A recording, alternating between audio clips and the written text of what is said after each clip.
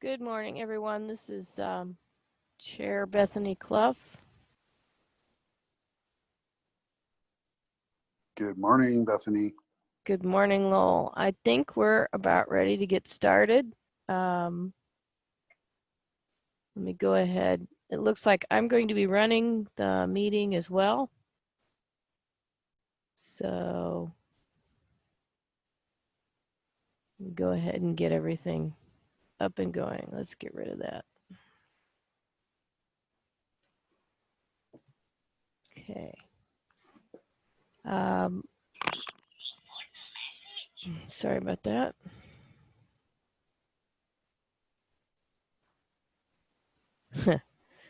Okay. Let me get.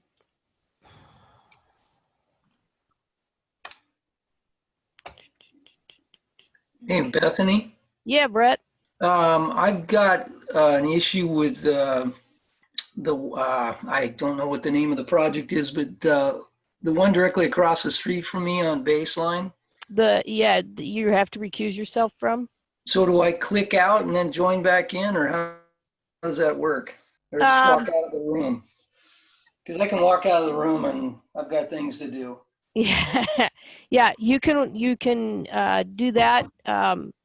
We can mute you. You just need to state that you're doing so. Okay. Before when I call the item, just state you have a conflict. One of us, if I have your cell phone number, although I'm the one doing everything today, maybe Leah can help me and we can text you when we're back. All right. That sounds good. And Bethany, we can also temporarily demote him to just one of those, just a participant versus a panelist as well. Okay, that works. God, demoting sounds kind of Permanent, doesn't it? Yeah. Don't worry, it's just a click of the mouse to bring you back. All right. It's a good thing I don't think I have any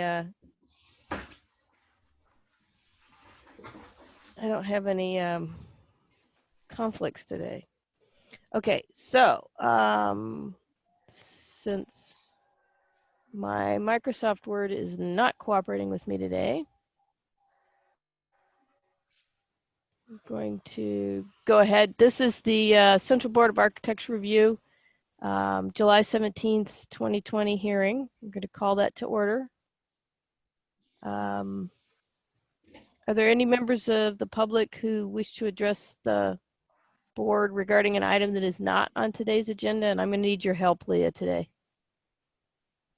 Sounds good. I'll keep my eyes open. I don't see any hands raised at this moment, though. Okay. Let me just put this over here so I can.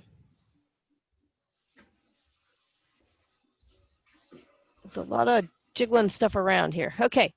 So I think let's take a look at agenda status report. So, Ms. Chair, I don't have any changes to today's standard agenda. Okay, so here are the minutes, June 12th, 2020. And I did want to make one quick comment. Sure. I realize that Brett is listed as both present and absent.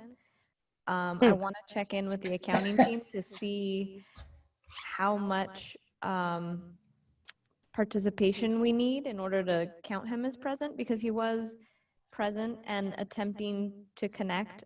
We just had connection issues, so I don't know.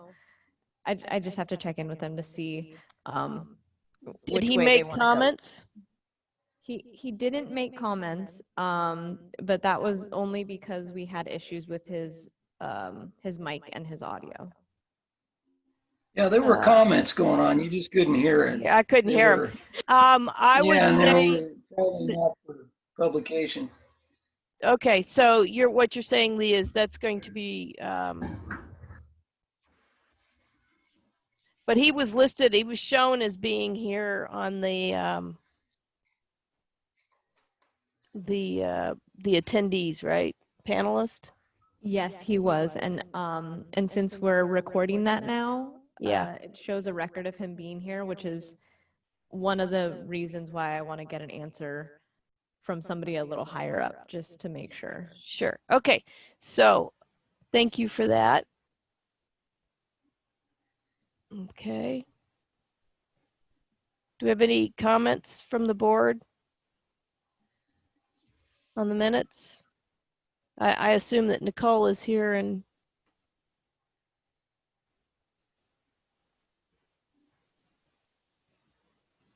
did we lose you, Nicole? Bethany, I don't see her on She was panelists here. list. She was here earlier this morning. Let me send her a text and see where she is. Okay.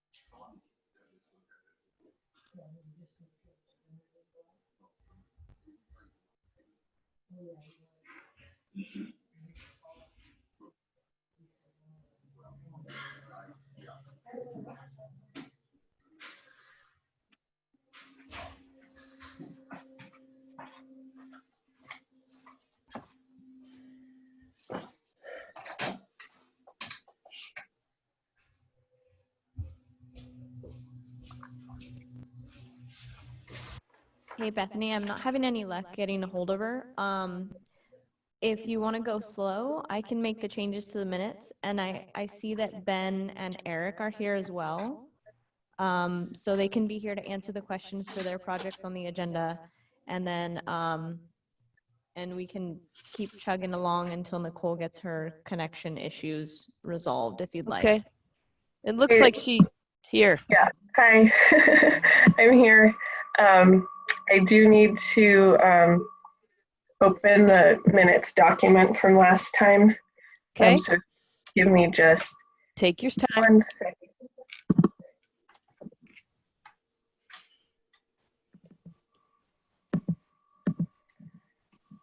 Somehow I got disconnected.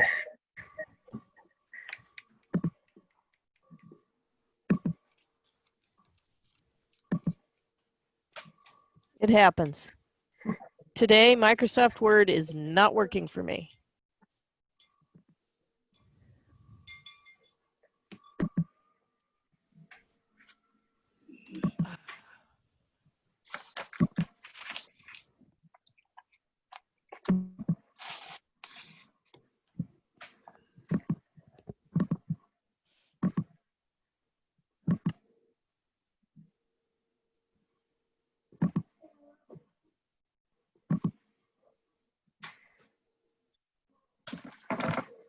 Okay, I'm there.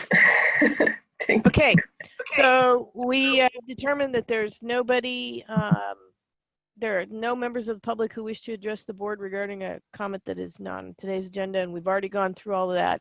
So now we're on I mean, this is as far as for today's note-taking minutes, just to bring you up to date. So we're on the minutes. Does any of the members of the board have a comment on C1? Yes, this is Lowell. And on the action section, it says Lowell made a motion, and I think it should say Lash. instead of- Correct. Yes.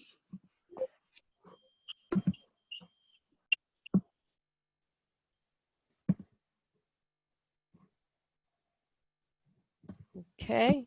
No other comment. I'm not hearing anything else. Let's go to item 1.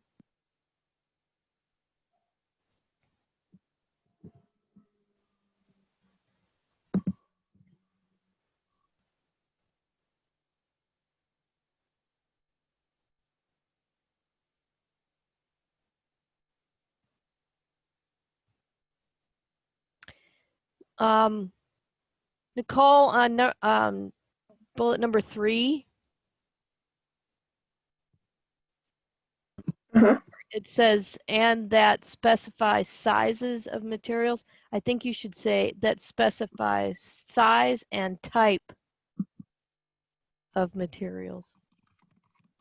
Okay.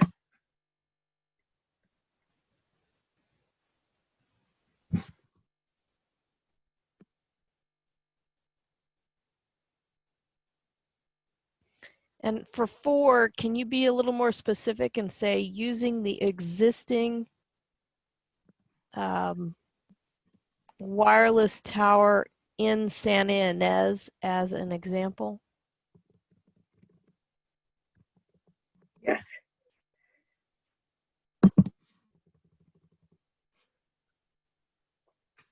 Got it.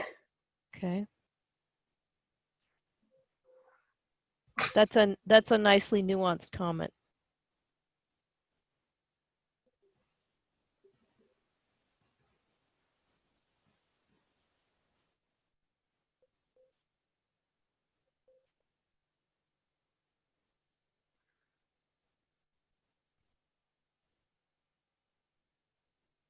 For 6, can you say on the plans?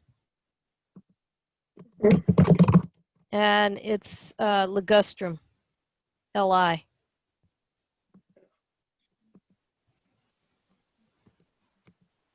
Okay, got it. And technically, the prunus and Prunus ilicifolia should be a capital P. Okay.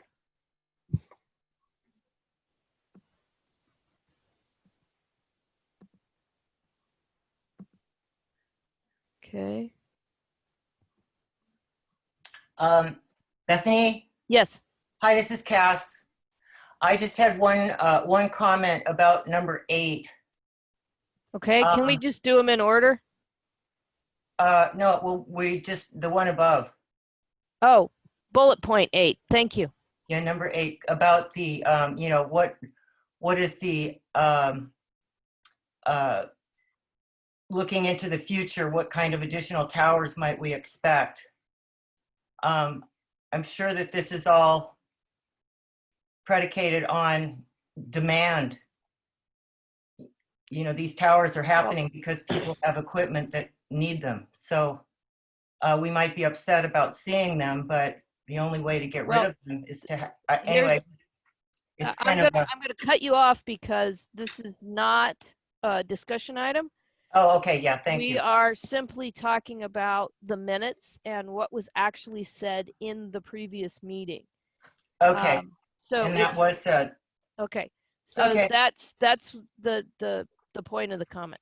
Right. Thank you. Sure. Okay. Item 2 looks like it was fine. Item 3.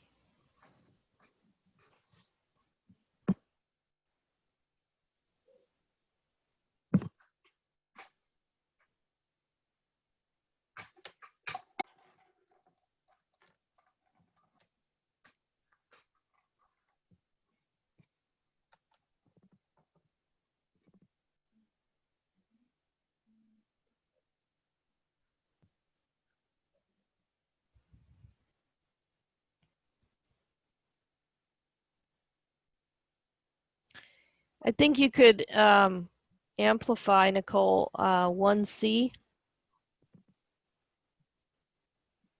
Uh-huh. It's not just on site circulation, but design, program, layout. It's very difficult to pull things out of context, and I don't know how you can,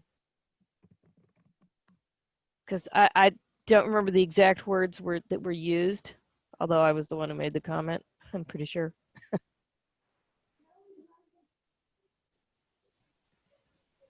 Okay, yeah, so I added to that Okay. just now.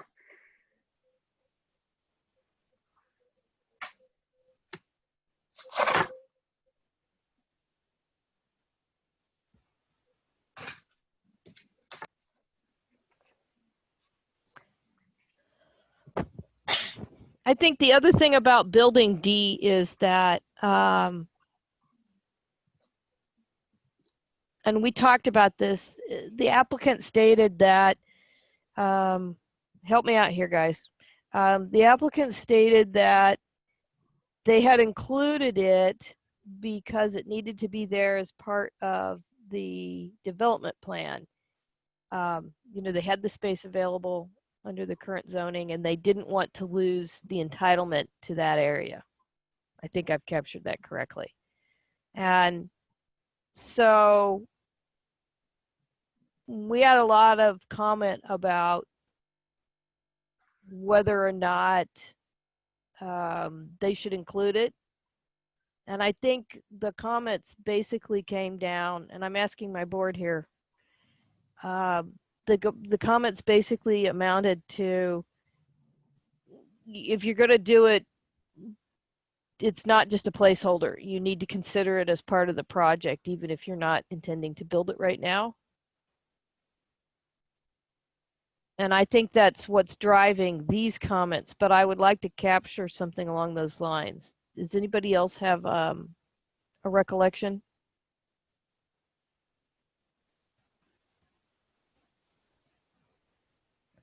Boy, there's just crickets here, guys.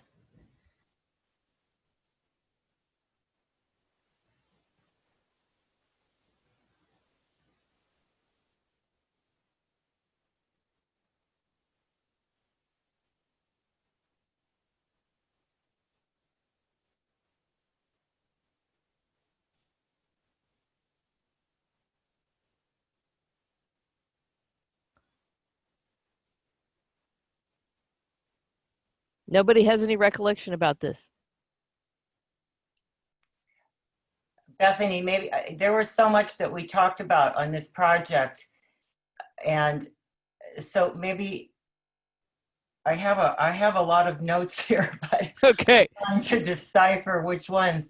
Is there maybe one of these, you're trying to get an overall sentence? Well, I think, okay, so Nicole, I'm going to take a stab at this. We're concerned about the siting of building D, and I think what you should do is move that comment up first, or at least put a comment in front of A. And I'd say that given the lack of stated intention about building D and the corresponding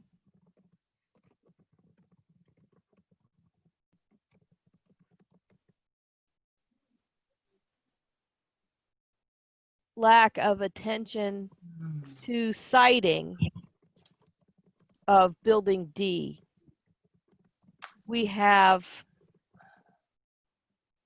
requested the applicant restudy the building, I'd say building's use, siting, etc., and return with additional information. You want to read that back when you get it? Yeah, okay. Can you hear me? Yeah. Okay, given the lack of stated intention about building D and the corresponding lack of attention to siting of building D, we have requested the applicant restudy the building's use, siting, etc., and return with additional information. Okay, take out the we and just change it to request. And then for my board, Cass and Robin and Lowell and Alan, Brett, do you guys have any, does that capture? And where were you going to put this now? You're going to pull that out and put it up above? No, I'm going to put it in front of A and under 3. Yeah, that's how I have Oh, it. 3A. So you're going to replace what we have there right now with what you just said. No, 3A, the current 3A becomes 3B. Yeah, Oh, okay, right. So not enough detail, etc. And then the A would become what you just said? Uh-huh. Okay. Okay, so can we hear it again? given given the lack of stated intention about building D and the corresponding lack of attention to the siting of building D, request that the applicant restudy the building's use, siting, etc., and return with additional information.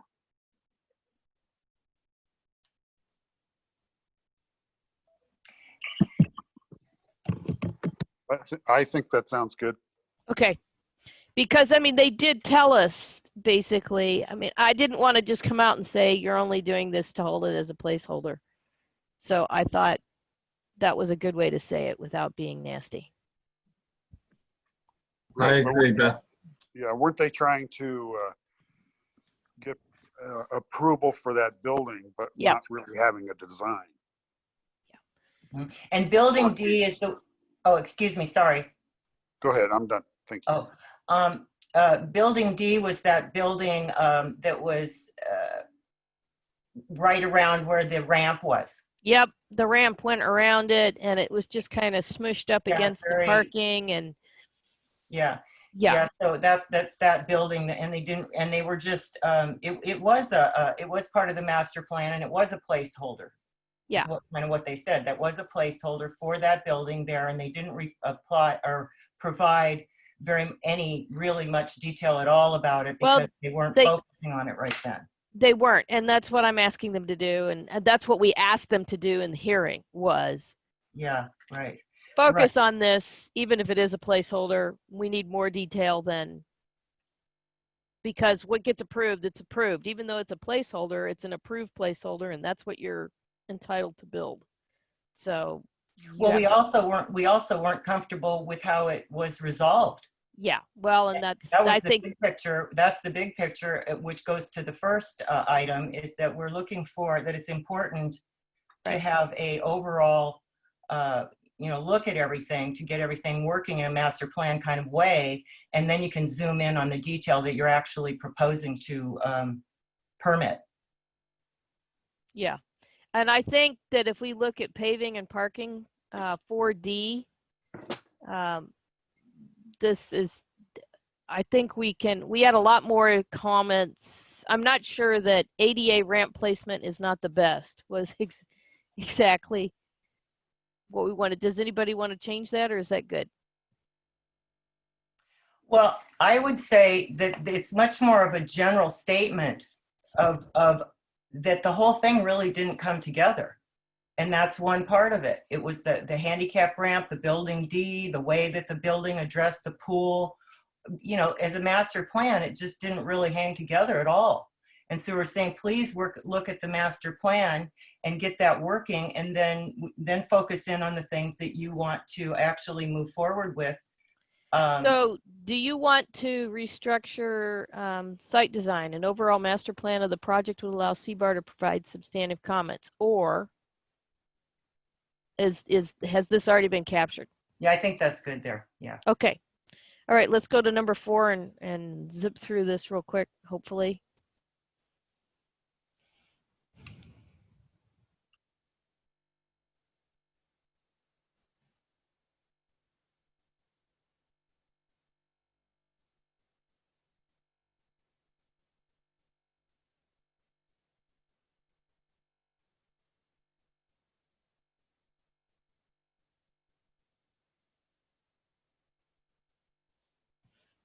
I think in number 3, Nicole, we should be specific about the pipe. There was a lot of talk about what it is, and it's the pipe as part of the odor control system. That pipe is what we want to be black. So if you can somehow change that, number 3.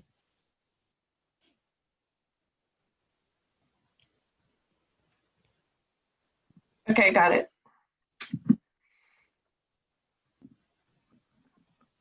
Got that one in.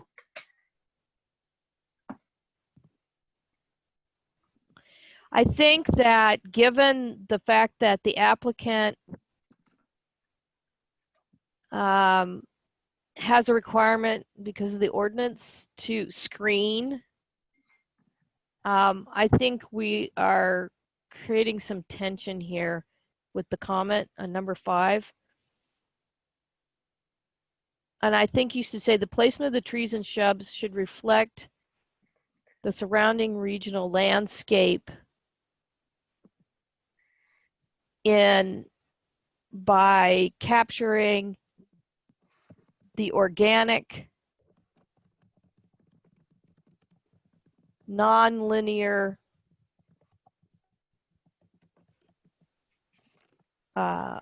feeling or placement of that landscape. How about pattern? Yes, there we go. Okay, got it. So I like what Cass said. The placement of trees and shrubs should reflect the surrounding regional landscape pattern. So if you could add that in there. And then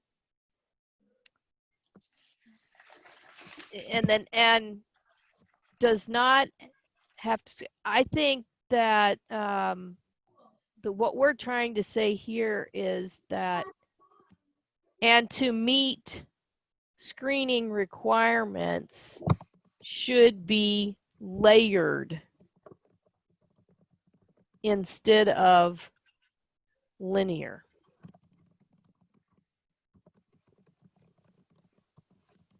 Because then we take the whole fully screened property from view, because that is actually what we were trying to get across. Right. And then Got it. say, the applicant should consider placement of tree groupings. Is that with the parking lot or west of the parking lot, or what's the W?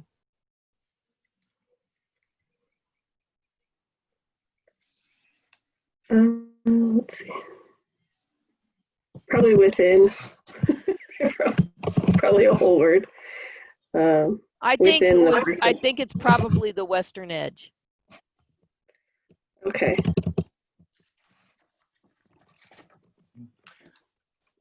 Bethany? Yeah. I would like, if we could please, somehow include that clarification that we went to the trouble of getting Catherine Lair to come in and clarify for us the intent, which is to not have to 100% screen. I think that's an important thing that we talked about, and it should be captured in these minutes somehow. Then I think what you want to do, are you, what's the goal of the comment? I'm not sure I'm following you. Are you trying to acknowledge that, that Catherine came and gave us a background on the screening? I think it's just an issue that is confusing to people, and that we did talk about it and we did get clarification, and I think that clarification can be very helpful moving forward. So however is best to do that, if we want to fully document that we did get that clarification from staff. Then that's what we should do, to add the comment 8 that the planner in attendance provided clarification as to the screening requirements. Right. Very And I good. think we'll leave it at that. You want me to say, board appreciates that the planner in attendance confirmed. Not confirmed. It was more of an exclamation. Okay. Claimed that, and what should I put? Sort of opacity of screening? Is that too? No, I think that you just want to say that she provided information as to the ordinance requirements for screening.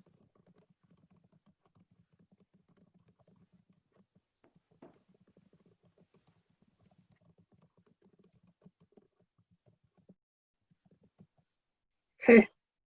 Okay. Which is intended to be natural. I think that this is why I do not want to get into specifics on this, because everybody has a different interpretation. I can argue that the overall intention is that sites and projects are to blend into the context and neighborhood, or if you will, that they are located within, the fabric of their surroundings.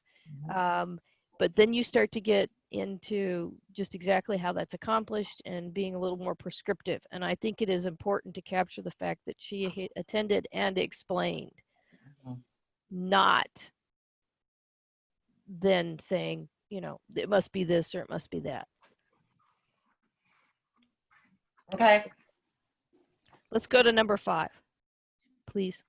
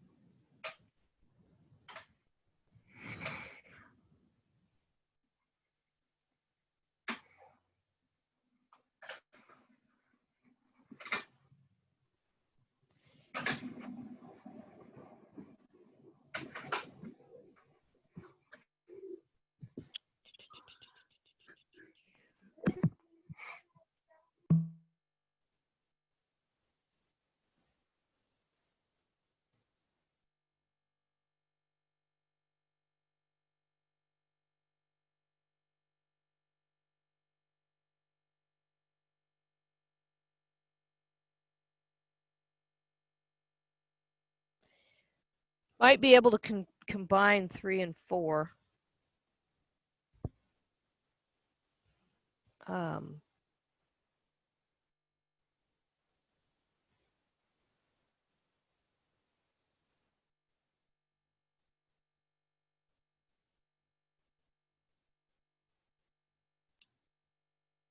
Got it. There is these comments taken as a whole. I understand them.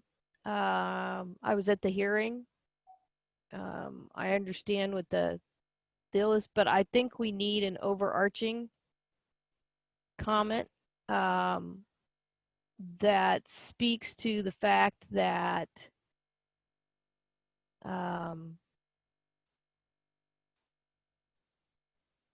that basically we're being asked to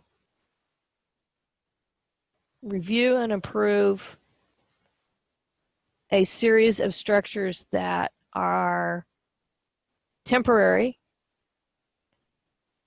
in appearance, at least,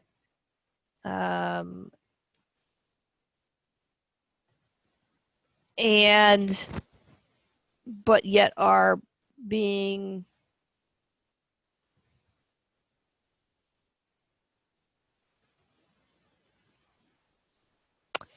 we're just not allowed to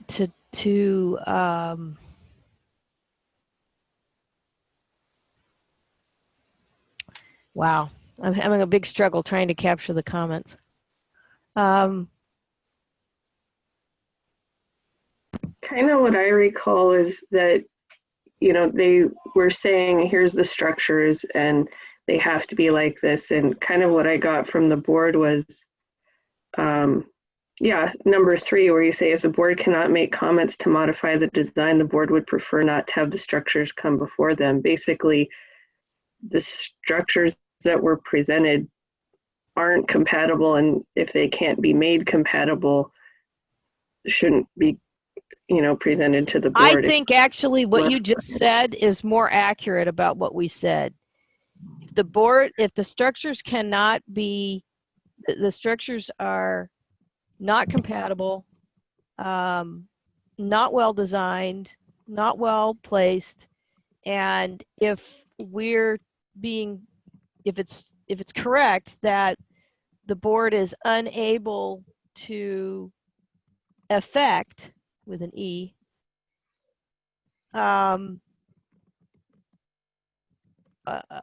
process of review wherein those structures can be made, can be upgraded, then there is no reason for us to review them.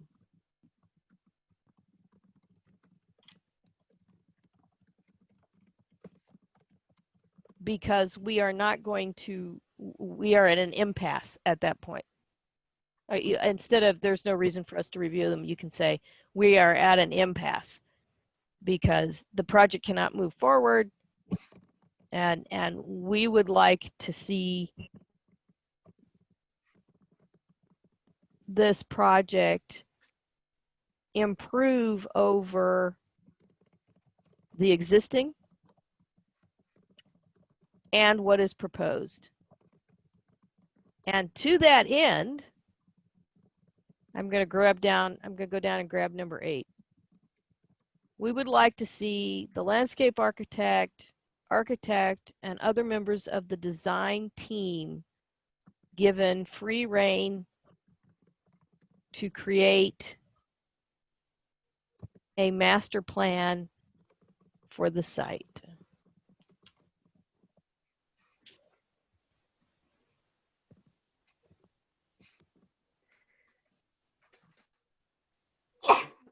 Excuse me. Would you like me to read back the new? So I Yes, got that please. on right with the new one. Okay. Structures are not compatible designed. Okay, sorry, No worries. I forgot.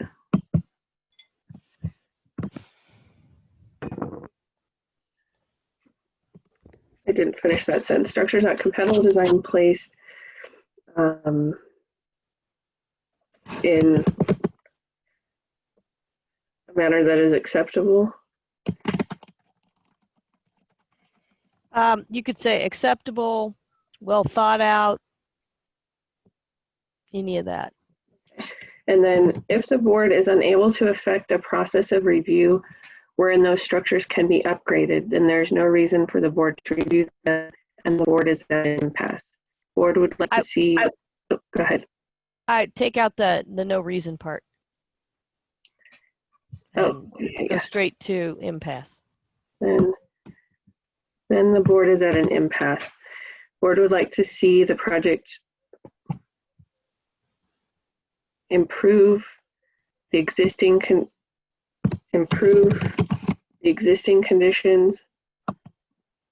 improve over the existing conditions on site, and what is, let's see. The board would like the project to improve on the Yes. existing conditions and then go with what you got. And on what is proposed. Mm-hmm. That's the end of the comment. Yeah. Okay, and then I'd say, and to that end, and then you can grab number 8. Okay. But I changed it and added some things. Yeah, I got that earlier. So, Okay. Okay. So that would be essentially take the place of comment number 2 and number 8. Okay. And it would be the second comment. Okay, anything else?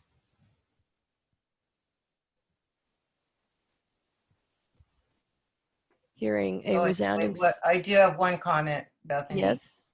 I'm wondering about number 7. I don't know that that needs to be stated. I think you can say that the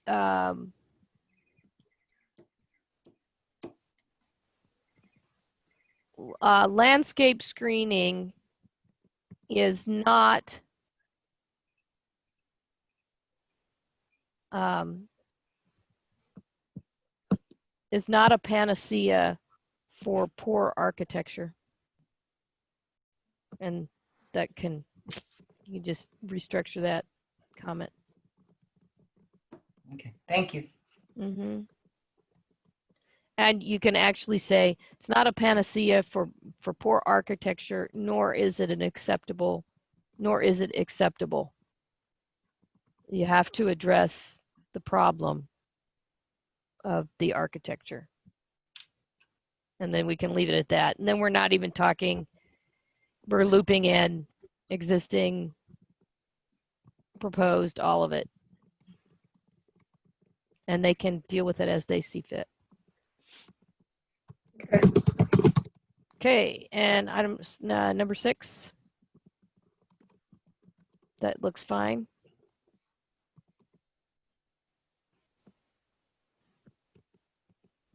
Okay. I'd entertain a motion to approve the minutes as amended.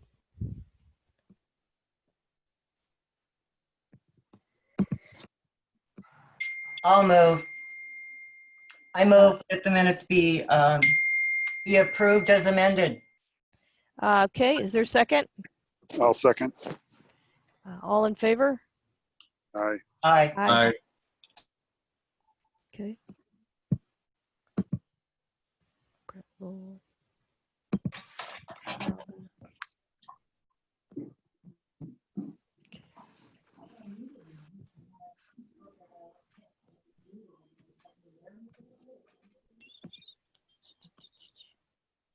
Let's see. 2, 3. Okay. All right. Let's put this over here. All right. So back to the agenda. CBAR informational briefings. I don't have anything at this time. Does anyone else on the board?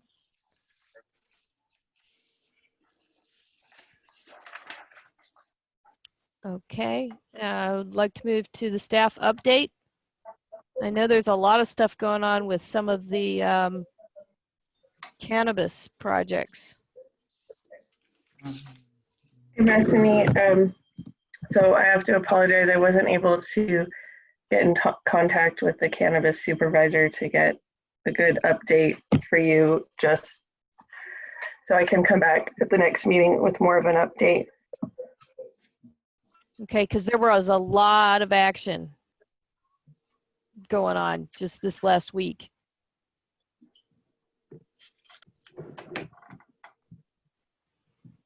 Okay, so let's do Kennedy, Artist Studio, 20 bar 56.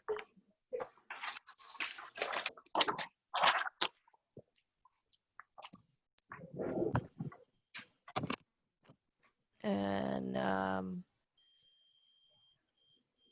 do we have minutes for that?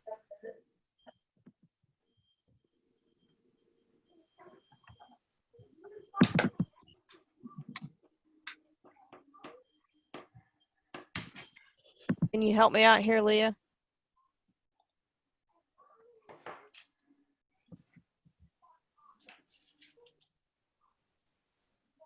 Hi, Bethany. Sorry, it's in the on the members set of the agenda.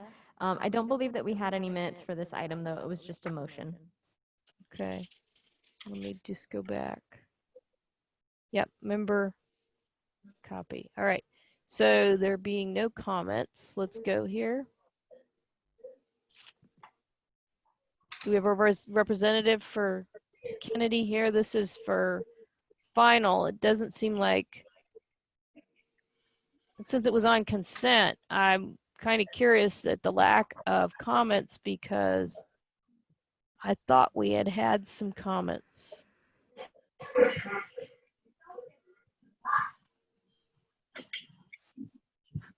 This is a development planner for this one. I believe Leah is right. There was just kind of a motion to bring this back on consent. You all seemed pretty content with the project during conceptual and during preliminary review. So you asked for it to come back for final approval on consent. Right, but usually there is some comment. You know, there's a little nitpicky thing, you know, maybe something they were missing from the plans, like a lighting cut sheet, which is on here. Or it could have been that they were only agendized for preliminary and we couldn't take the final action. Bethany, my recollection is we were looking for the color board to Here we go. be explained, and I think it was the whether or not the colors match the existing residents or if there were new colors provided. I believe those comments were given at conceptual review for preliminary. If I remember correctly, also the project, there was I guess an attempt to final it last time, but it was only agendized for preliminary. That makes sense. There you That go. makes sense. All right. So here's the color board, everybody.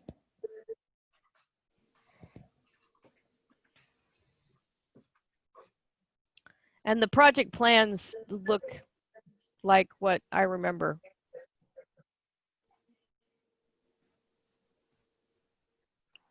So Can we make a motion to approve this project for final? I was just going to ask that. Okay, I'd like to do that. All right. And I'll second. Okay. Any further discussion? Okay. All in favor? Aye. Okay. Any opposed? All right. This one's out of here. Thank you. Thank you.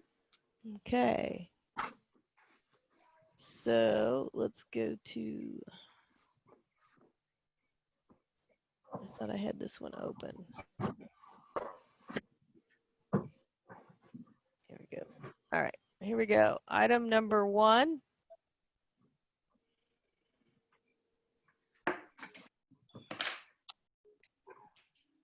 (20:33) Sarloos Workshop and Accessory Structures. This is the memo. I think we have I think Ben is here. Ben, did you have anything that you wanted to tell us about? Hi, yeah, this is Ben. I think everything should be covered in the memo, specifically, at least in general. It seems like you had liked the project. The color board is included, as Okay. well as another kind of conceptual picture to show what it will look like. Okay, so the comments were nice project, very well done. The barn vernacular is in keeping with another nearby home barn in the neighborhood. The barn door facing the highway is aluminum and glass, which could lead to reflectivity and light trespass. Consider adding sliding barn doors that would close over the glass in the evening or using obscure glass. Would like to see how landscape plantings develop as the project moves forward. Would like to see a more developed landscape plan. The area south and southeast of the circular driveway would be a good location for additional screening and trees to prevent light spill from the garage. The retaining walls should be lower than the flexible trampoline walls for safety purposes. Return preliminary final, and I believe they are here today for preliminary and final. Would the applicant This like is Evans to- Jones. Yes, Evans, good Jones. morning. Can you hear me? Yes, I Good can. morning. Good. Yeah, I added the doors. Basically, it's the same project as I brought in for conceptual on 4 sheets. I added the doors barn doors on the floor plan, which are on sheet A2, and on the A3 elevation, south elevation. I show them, and there are details on sheet A4 of that, plus windows and fascia and other things. So I think everything's there. I think you got probably a photo of my color board. I have a color board here. And the landscape plan, I think there are 3 sheets that Scott did for me from Arcadia that do show some screening, added some trees on the south and on the southeast corner and along the south side of the building. Okay. So I'm getting your materials board open here. The photo. It takes just a second. I forgot I didn't have it open. There we go. Pretty simple. It's just some barn wood. It's going to be all the outside siding, bonderized, gray brown metal roof, and dark ebony window frames and gutter. Okay. Those are the only colors. And that was your inspiration photo. Yes, plus I did a color board showing some samples of those 3 Yep. things. Nope. I've got the color board, Evans. Okay. Okay, and we're all looking at it. So I think let's look at Arcadia's plan for the landscape. Do we have somebody here for that? I didn't have Scott. We can call him if we need him, but I thought it was pretty self-explanatory. If you got the plan there in front of you. We do. Okay, I don't have one other than on my iPad, but he shows the existing trees, which there are quite a few trees already on that front side, and they're the dark trees, and then he's added couple of oaks and I think an olive tree, and then some other general planting. Yeah, we're looking at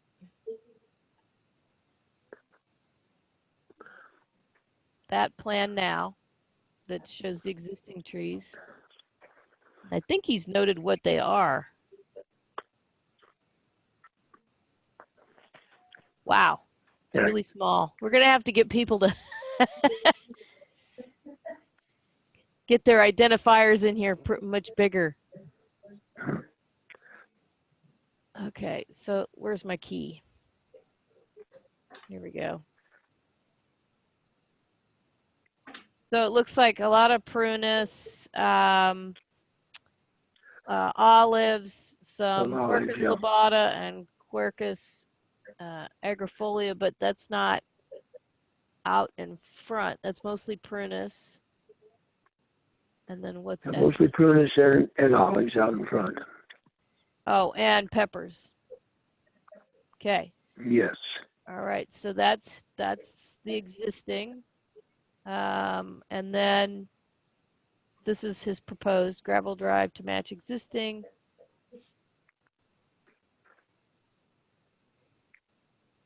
Okay.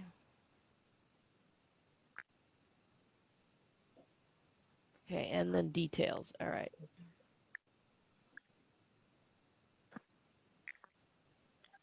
Okay. Okay. Does that conclude your presentation, Evans? Yes. Yes. Okay. There any comment from the board?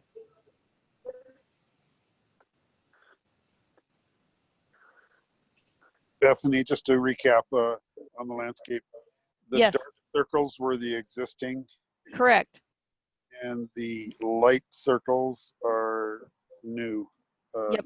These are all new. Okay. Bethany, Yes, Cass. sorry, was someone else talking? No. My comment is I think this is a very nice project, and I think he's looks like he's done everything we've asked for, so I would move it forward. Would you like to make the motion since you made the last 3? Well, I don't want to hog this. I'll let somebody else do it if they would like to. Can I ask a question first of Evans on the Barnwood, Evans? Yes. Evans, is the barnwood reclaimed wood, or is that a new wood to make it look like reclaimed? I think it would be a new wood to make it look like reclaimed. Okay, thanks. And we haven't really selected it yet, but that's what I'm assuming. Yes, okay, thank you. I appreciate it. Any other comments? We didn't lose Brett, did we? Now I'm still here, but he's at the office. I'm at home because I can't get out of here. So I don't know. I thought No he worries, was. Evans. I was talking about Mr. Marchie. Oh, okay, a different Brett. Yeah.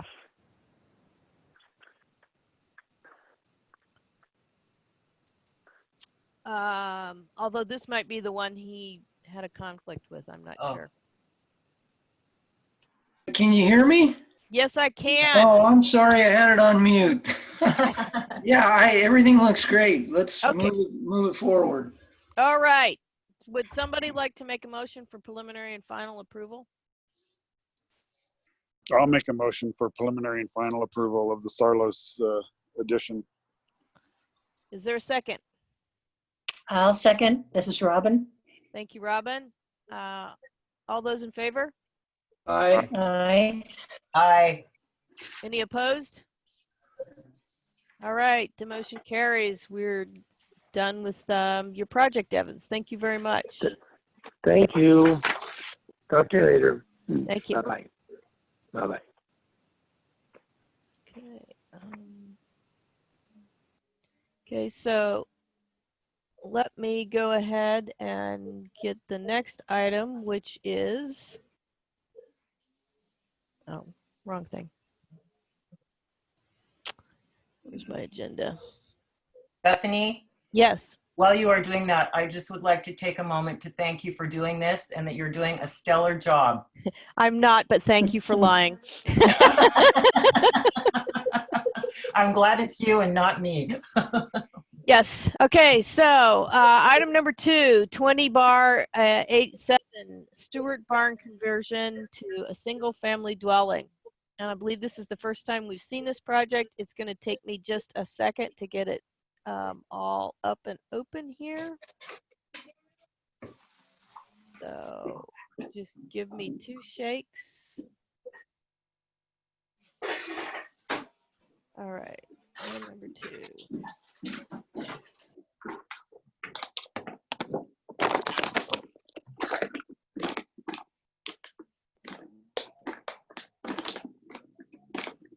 Okay, that's our color board. All right, here we go. All right, so here we go. Item number 2, everybody. So, and do we have a plan? Is Eric here today? This is Eric. Hi, Eric. Would you like to tell us anything about this? I know we have your planner memo here. Got it. Yeah. So this is a permit for the conversion of a single family, conversion of a barn to a single family dwelling. There's already a single family dwelling on the property. It's 1,200 square feet. So that will, upon approval of this permit, if it gets approved, it'll turn into the ADU on the property. So we're really only looking right now at the conversion of the barn. And the barn is existing, it's 2-story. When it was approved, however, it was approved at a 19-foot height limit, even though it would have been subject to the hillside ridgeline. Not sure why that happened. It was before my time in county. Right now, the conversion would actually further extend that height to, I believe, it's 24 feet at the maximum ridge of the maximum height of the structure from ground to ridge would be 24 feet. So it's not necessarily in compliance with the hillside ridgeline structure, but because the structure already exists, the conversion, I guess, would be a little bit more complicated to reduce the height of the overall structure. The LUDC does allow for you to make an exemption to this height limit. If you find, you're looking at the page right now, actually, if you're able to find that one of the situations apply, to the project, either A or B. And the applicant has provided the following, listed the following reasons why they believe they would fall into one of these situations. Other than that, the review is pretty normal. There's no landscaping proposed with this project. I have asked for grading plans to see exactly what the grading situation will be on the project. I believe the applicant is also here if he wants to add anything to this. Oh, they're going to get their chance. We're going to ask them lots of questions. Got it. Just typically, just for them, since you guys haven't been here, this is the first time this project's been here, typically what we'll do is we'll call the item, we'll get the plans up. I'll ask for the planner to do exactly what you've just done, which is familiarize us with the project and any land use issues. At which point, I'm now going to ask the applicant to make their presentation, and the board may, during the presentation, ask a few questions for clarification, but we will reserve our comments for after the applicant has made their presentation, and then we will have our discussion and actually make our comments for moving forward. Okay, and there is no action taken at conceptual. There's no, approval per se. So this is comments only. All right. So who do we have here for the applicant? Zach Ulrich here. I also have the owner, Mark Stewart, is present as well. Okay. Like Eric said, we'll be proposing to convert the existing barn on the property, which is a two-story barn. We'll be converting and remodeling it to be single-family residence. Why don't you show us where we are? Start from there and. So am I sharing the screen or no? I've got the screen in front of us, and if you tell me which sheet you want me to go to as you go through your presentation, I'll do it for you. Okay. I guess cover sheet is self-explanatory. That shows the vicinity. It's on Calzada Ridge Road. And if we scroll down to the third sheet, that's the overall site plan, which shows the location of the new proposed residence and the area of addition to that existing barn. We scroll down again, we'll see an enlarged site plan that shows the road going in, the driveway, and the proposed footprint of the residence. We scroll down to the next page, you'll see the floor plan. You can see the new garage and new bedrooms, bathroom, laundry, and the stairway there going up to the second floor on the next page.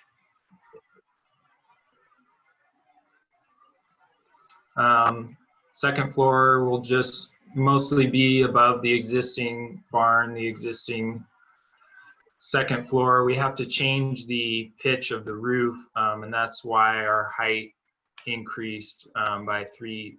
I think the overall height of the building is only increasing by 3 feet, and that was to give enough height clearance and to make sense architecturally. It just didn't work before. The existing roof was not looking right, and especially with the gym adding on and how we were going to tie in those roofs, it just wasn't working for us. So if we go to the next page, you can see the section views. You can see that there's it's not actually placed like on the top of the ridge, and that's one of the reasons we think we can increase the overall height of the building. As you can see, the overall ridge height is actually 23 foot 8 inches, not 24 feet. We scroll down again, we got more section views. And then we scroll down again to page 9. The elevation views, that shows the top of the hillside is at 12 foot 2 3/4.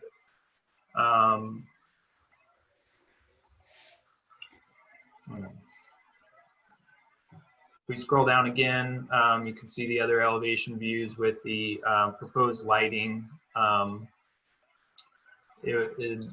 Those exterior sconce lights are used on the current main residence, and that was approved by the bar. So we're gonna go ahead and reuse that same light. And that's the last page. Don't know what else to say. I think as far as color choice and material choice, it is to match the main residence in both color and material. And yeah, I think that's it. If you want to add anything. This is your color board, correct? Yeah, this is Mark Stewart. What we wanted to try to do here is keep the old barn in the barnwood, and then all the additional structures that are more modern.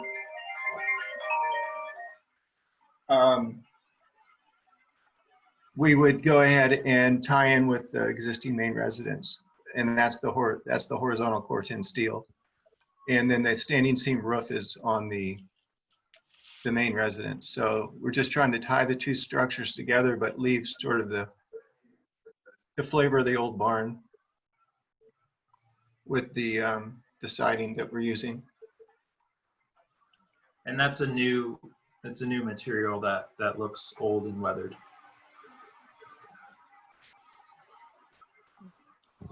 Okay, do you have anything else to add to your presentation, or does that conclude it? That's pretty much it. Okay.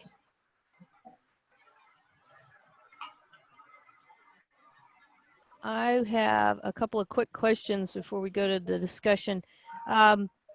This is Calzada Road out here, correct? Correct. And Calzada Ridge Road. Yeah, correct. And then which way does on this plan, how does the let me just scroll down here. So this is the garage here. Correct. And you've got a new laundry area and part of a bedroom and a second bedroom in the addition. That's correct. Okay. And then on the second floor, this is the gym. Yeah, it's a gym and a master suite, basically. All right. So in your elevations,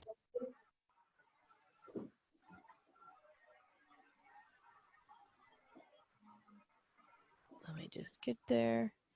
This elevation is the one that faces Calzada? No, that's the Correct. one into the hill. That's correct. Yeah, that's why it's cut off there at the bottom. The topography cuts the garage off at that elevation. Okay, so the let me go back to this one. So this is below Calzada. Correct. yeah, quite a bit, actually. Okay. All right, so I'd like to come to the board for some comments. Are there photographs available of the structure? Yes, there should be. We submitted the photographs. Yeah, we submitted color photographs. They weren't submitted digitally. I wasn't asked to submit them digitally. I suppose they should have been submitted digitally as well. Yeah, because we don't have them, and that was on my list of things to request, because without it, we really don't have it. Hold on a second here.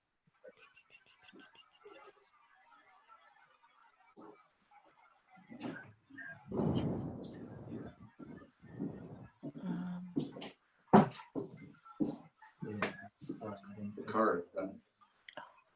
Do I go in? Leah, where are my Google Earth links? Yeah, I'm in a planning meeting right now. That is a fantastic question.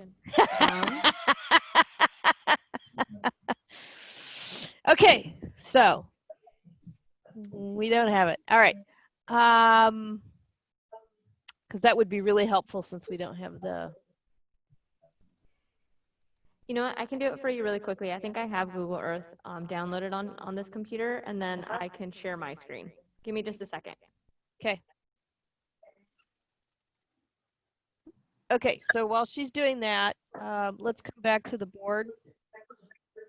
I have a question.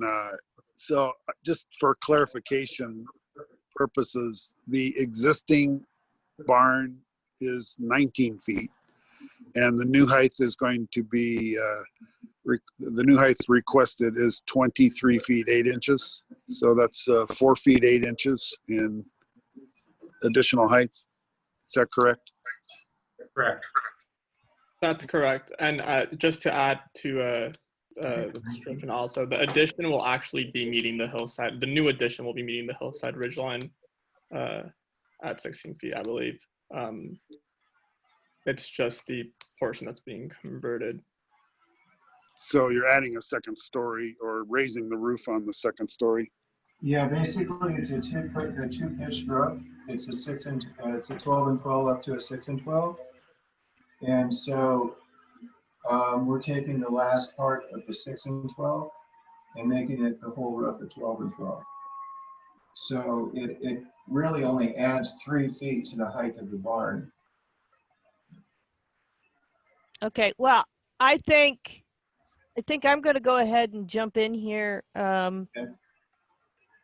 because we have a very limited amount of feedback that we can give you right now. One of the first things I'm going to say, and Nicole, you're going to have to type fast and furious here. There we go.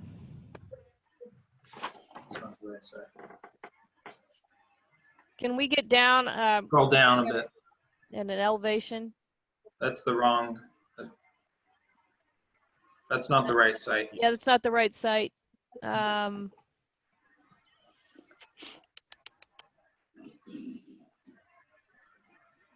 you go. It would be probably on the other side of the road.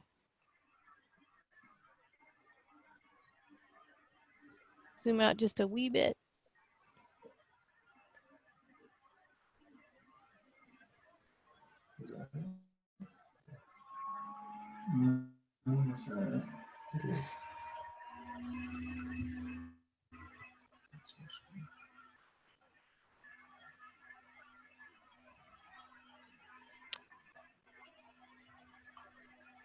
There we go. Okay. How does that look? Sorry, I couldn't figure out how to unmute myself. I don't think we have the right site. I'm not that seeing is now. It's the barn is the structure there. right here. Up on the ridge there. Yeah. That one? That's the existing house. That's where the main house is. That structure. Yeah, that's that barn. Is this the barn then? This guy No, here? the barn is up. It's up. See where there you go. Right where you got the arrow is the barn. That's the fire department turnaround right there, that 80-foot circle. And then there's the barn. Can we view it from this side? Yeah, you could. There's a few little. See how it sets down in that cut? Yep. Oops. You went to, yeah, there you go. She's backing up.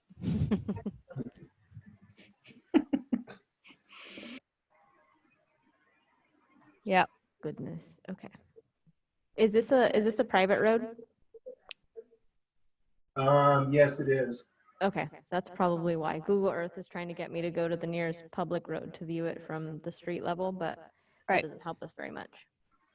They're not going to have a street view up on the private road. But you could, you know. Okay, so let's let's see, can I get my screen back here? Can you stop yours? There we go. Let me get mine. There we go.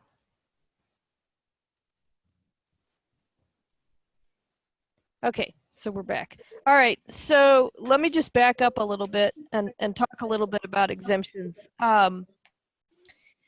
So exemptions, generally speaking, the BAR is not one to grant exemptions. And we've gotten down to talking about inches. So now that I've scared you, I'm gonna talk a little bit about how the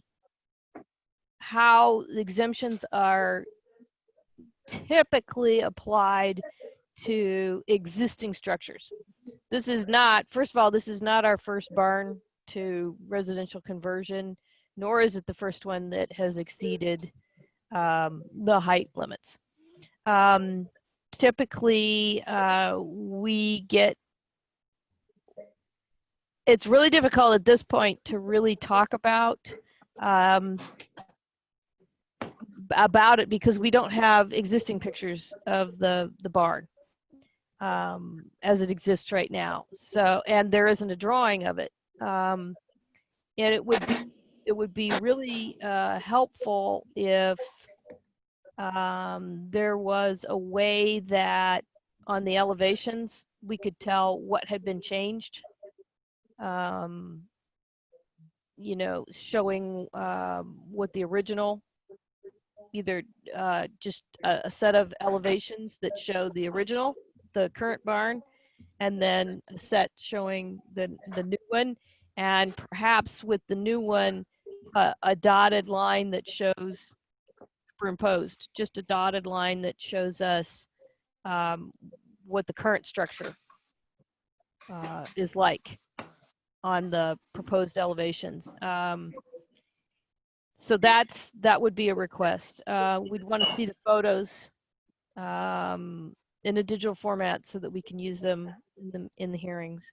The other thing is we're going to need to make a site visit before we go any further.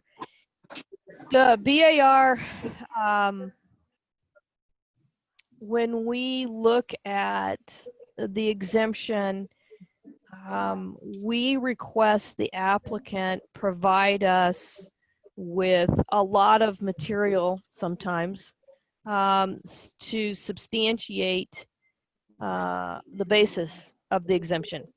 For example, if we go back to the BAR memo, you'll see here, due to unusual circumstances, strict adherence to these guidelines would inordinately restrict the building footprint or height below the average enjoyed by the neighborhood.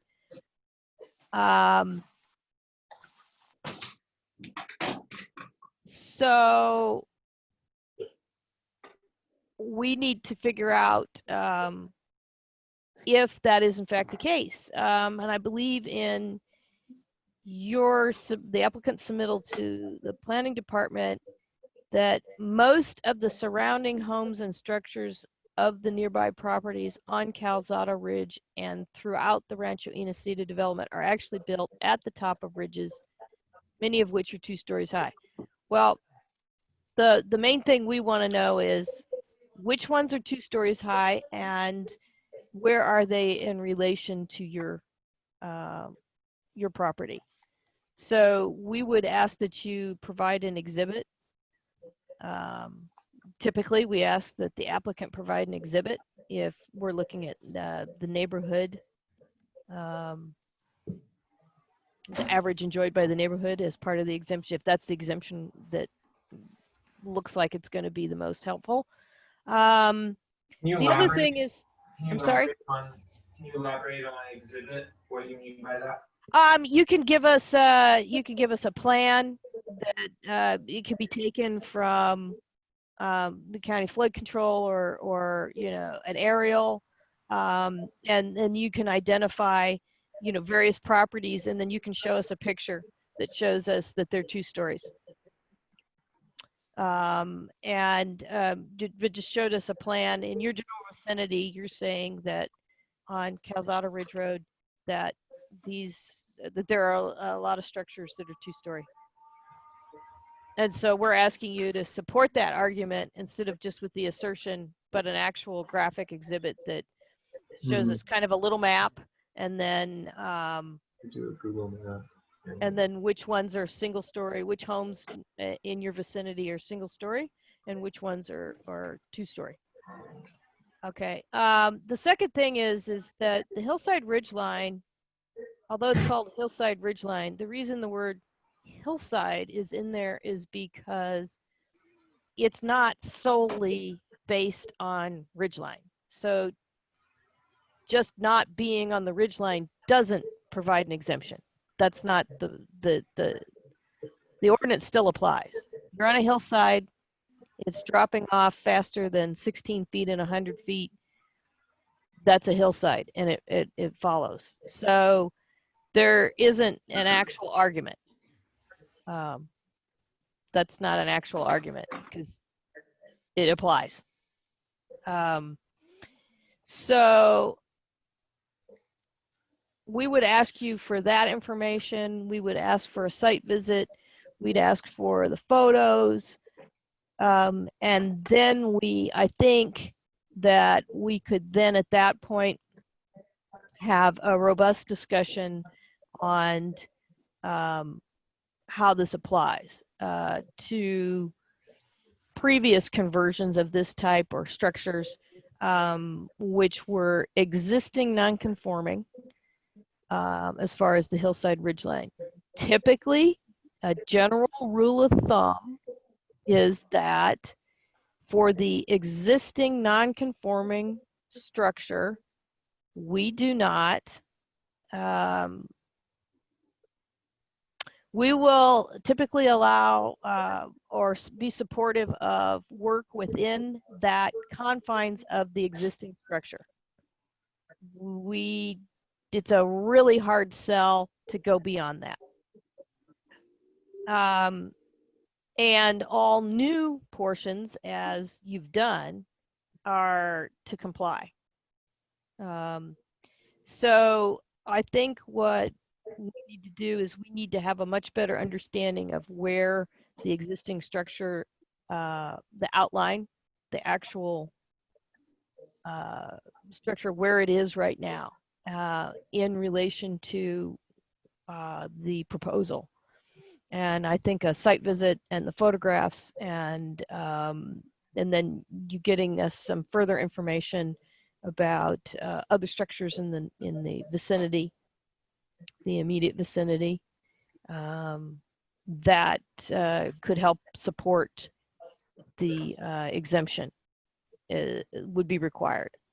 So I'm going to see, are there any other members of the board who have any other comments that they want to make at this time, either about anything I've said or about the project that we're looking at?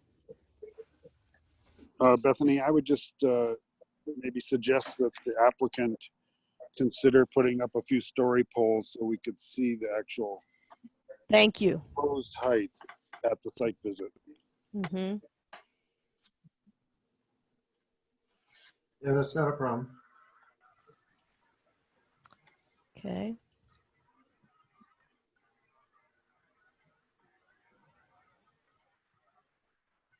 All right, so you'll need to work with your planner.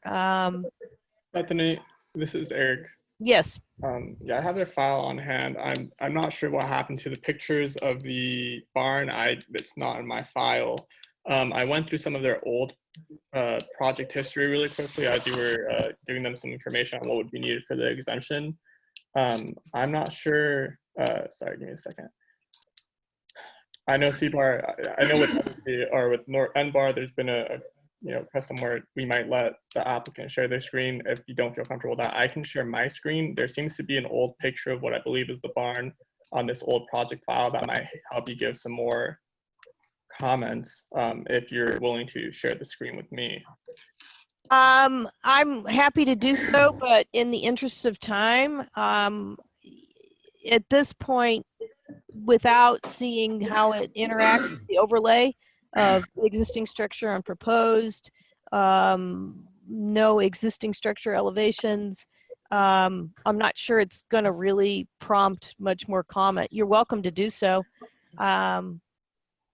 If you want to go ahead and show those, but I'm not sure it's going to elicit much in the way of comments, because I think there's some outstanding information at this point. Got it. And my thought was more so because I know one of the earlier, I guess, comments you made was just about the materials that were there for so I figured you might want to see that, but that this was the picture that I was referencing when I was looking at the project. Okay. This is Brett. I've got a question for Eric. So what is the planning department's take on this additional height in the ridgeline status? It basically, what I let the applicant know and what I talked to my team about was that the additional height would be up to you. They would be able to stay at the 19-foot height where they're at because for some reason or another that got permitted, and it's what's being shown in the permit history because it was an as-built structure, I'm imagining. And the addition is fine, but anything above the height on the 19-foot height on the existing structure would be something that would need an exemption from you all. Okay. Does that clear it up for you, Brett? Yeah. Okay. Bethany? Yes, Cass. The only thing I would, and I don't know if, I hope this is appropriate, that, you know, I'm just seeing them kind of running up against the wall here. And in the interest of, since they're in such an early stage, pardon? Oh, sorry. That if they ever considered, you know, trying to keep the existing barn as it is and work within the inside and then get the other area that they need by doing a link somehow onto the structure. It's a whole different kind of idea, but, you know, I just thought I'd throw that out there, you know, to try to help them moving forward to find a solution with, you know, that they're not spinning their wheels. Thank you. Mm-hmm.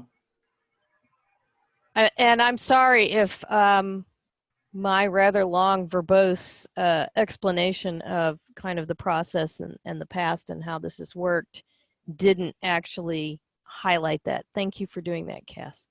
Oh, you're welcome. Okay. Any further discussion? I'd like to ask the applicant if they're clear about what we'd like to see moving forward. Yes, I think it's pretty clear. Okay.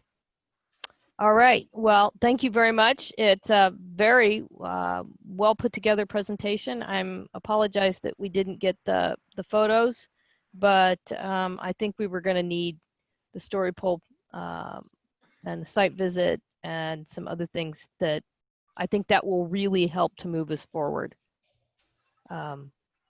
So when could that site visit be scheduled?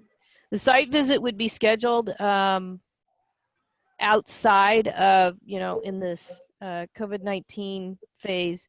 What we would do is you can work with your planner, and as soon as you can get those poles up, and if you need, the planner to work with me or Puck with regards to which poles and where, how many, that kind of thing. And then once you've determined a date and you've gotten them up and everything, we can get all of the members. We will let all the members know, and then we will, as independent individuals, come out to the site, take a look, make our notes, and then we would hear the project. The next time we heard the project would be the next hearing after that site visit. Okay, but you're not saying, it almost sounded like you said you have to wait until after COVID-19 stuff. But No. The pre-COVID, what we would have done is we would have scheduled it for the same day as the hearing. we would have all trooped out there en masse and taken a look at it, come back to the hearing room and immediately gotten into it. But because of COVID, we're not allowed to meet in groups. And so what we have to do is do it as an individual. I understand. Thank you. So, so if you can get with the planner, if it's entirely possible, if you get your ducks in a row, I'm sure you could get the story polls up and we could make the visit before the next hearing next month. Okay. Get you back on the docket. Okay. Okay. So I think that does it for this project. Thank you very much. Thank you. I'm going to go to number 3, 20 bar 57 Central Coast Ag. And Nicole, I'm going to need some help with the comments because we amended them extensively. Okay, let me pull up the other ones real quick. Thank you.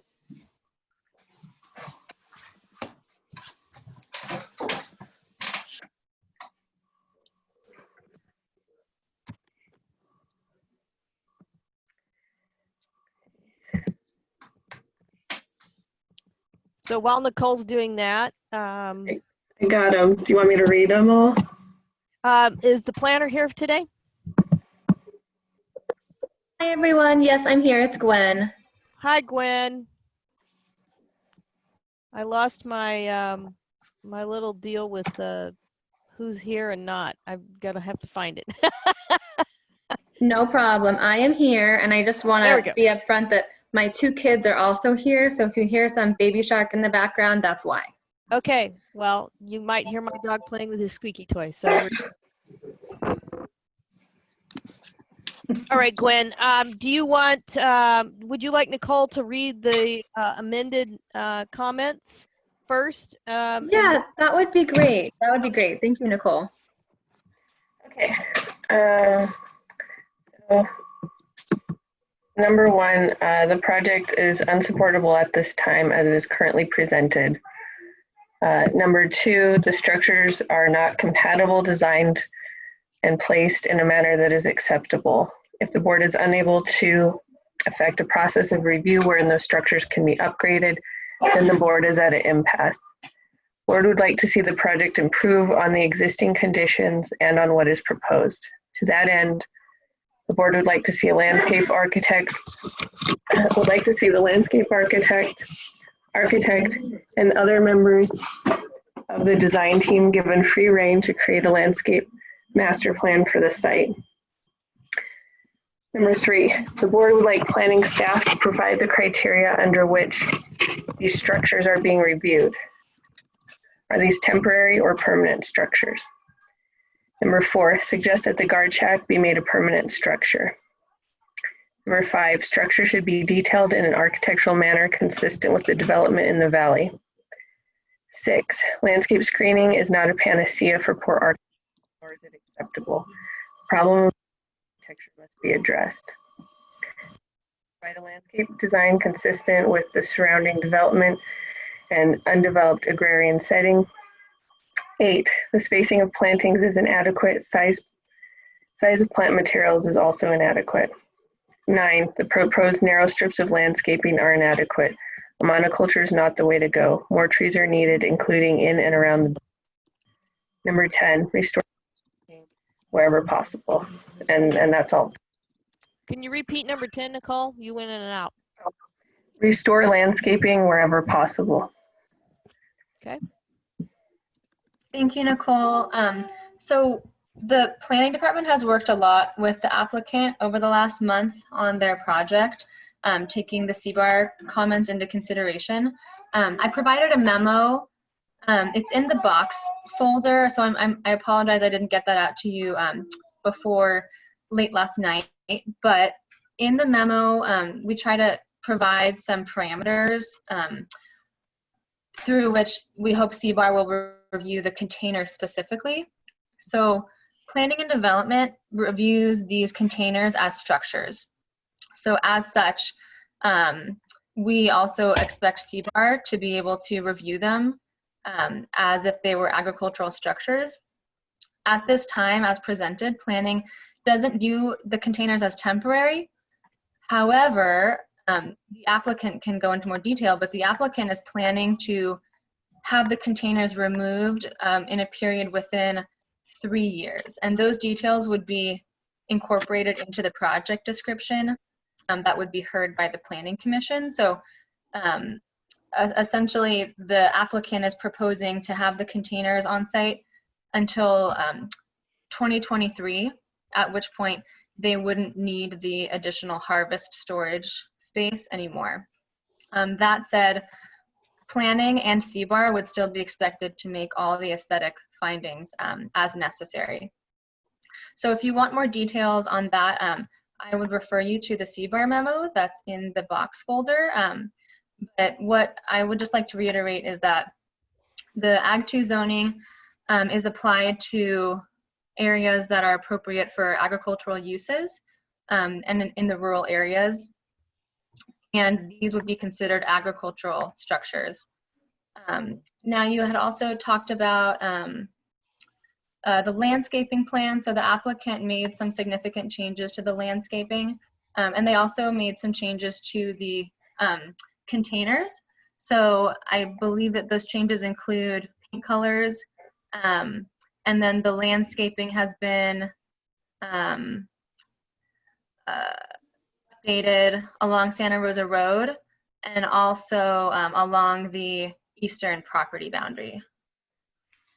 And then the last thing I just want to say before we get started is that CBAR's review should be focused on the unpermitted and proposed structures. So I know at the last hearing we were talking a little bit about some of the existing structures and some of the concerns that CBAR had about those existing structures. And I just want to reiterate that those were approved as part of a previous development plan.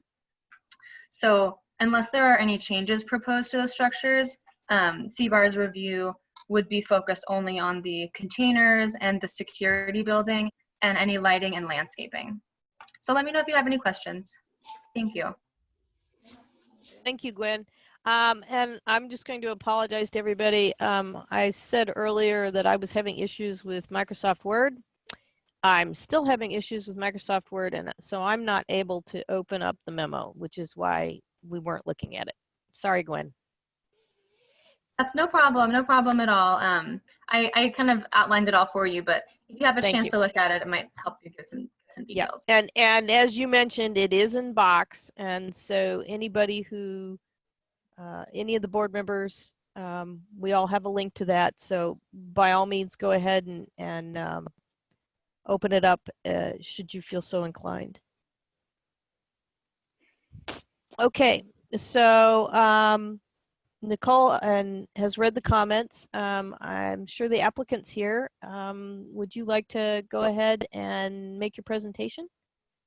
Yeah, hi everyone. Can I ask a question first, please? This is Alan. Hi, Alan. Is this memo supposed to be available to the public as part of the package? It's part of the public documents. Yes. But okay. For us, we can access it in box through the link provided. And that link is not public. Okay, when was this memo? Because this is the first I've heard of it. When did this memo come to light? Yesterday.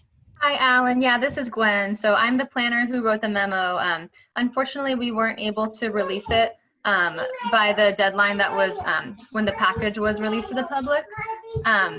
But it is available, and we can share it with you if you don't have access to the box. Well, my comment is, if it is only 1 or 2 pages, can we in the future, if this happens, rather than asking us on the day of a possible vote, can't you just email the document to us so we'd have it the night before? She did upload it in Gwen's defense, not that I want to get into this extensively, but Gwen did upload it last night or yesterday. It's been there for over 24 hours because I saw it yesterday, Alan. Okay, but my question is, this is a general question. Again, I'm the new person on the block here. How soon before a CBAR meeting does the information we use have to be posted? Because I know unless it's something urgent, an emergency, you can do it right away. But this is not. This is just a memo. How often or how soon in advance of a meeting does the public part of this have to be posted? I think Leah can speak to that if she's still here.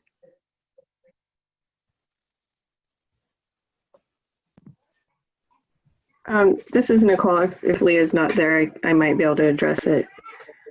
Go for it. So I'm gonna say that if this board follows similar, guidelines as maybe, the planning commissions, that, typically we would want to have it posted in advance, but there is also in those types of hearings, the ability to have new information presented at the hearing during the hearing. However, that does also need to be made available to the public. So if things with the BAR follow a similar pattern as the plan, what I would suggest is that when Leah's back, we just make sure that she has it for public review on the webpage. So that would be my, if it follows similar protocol as the Planning Commission, that would be the way I would address it. So I think it could be presented today, especially since Gwen's here to talk about it and present it. That's actually not Alan's concern. Alan just wants to make sure that there's a protocol. I think that what he's speaking to is, isn't there a protocol whereby we get, say, a standard period of time, 2 days in advance, 1 day in advance, 3 days in advance? What is it where we get access to these documents and then they're made available? And then secondly, the protocols for making these documents available to the public are being followed. And I think I can say that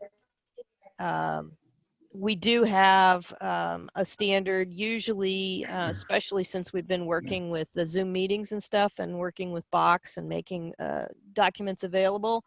Typically, they show up in there at least 48 hours in advance, Alan. But Gwen's memo just showed up yesterday. And I went back and checked yesterday because occasionally an applicant will submit extra information, or sometimes staff doesn't get it all uploaded to Box immediately, and I always check the day before. And Gwen's was the only thing that was added. That memo was the only thing that was added in the last 48 hours. Hey, Bethany, can you guys hear me now? Yes, Leah. Okay, perfect. So normally the deadline for those memos would be Wednesday at noon, and then they get uploaded with the information in the separate Box file that's actually the public Box file. Right. Sometimes when things sneak in there a little late, or if changes get made, it's just a matter of the planner emailing me to let me know, and then I can just upload it to the public Box file as well. But normally, Thanks, Leah. I can do it that would next be time. Wednesday at noon. Yeah, and I think perhaps Alan's the subtext of his question is, can you, Leah, make a pattern or a habit when something gets uploaded? Now, I understand in this case you may not have known that Gwen had done it, and I just happened to see it. But if we can have everything go through you, Leah, and then if there is something that gets added after Wednesday at noon to the Box, could we get an email to the board that tells us that there have been some changes and to please double check?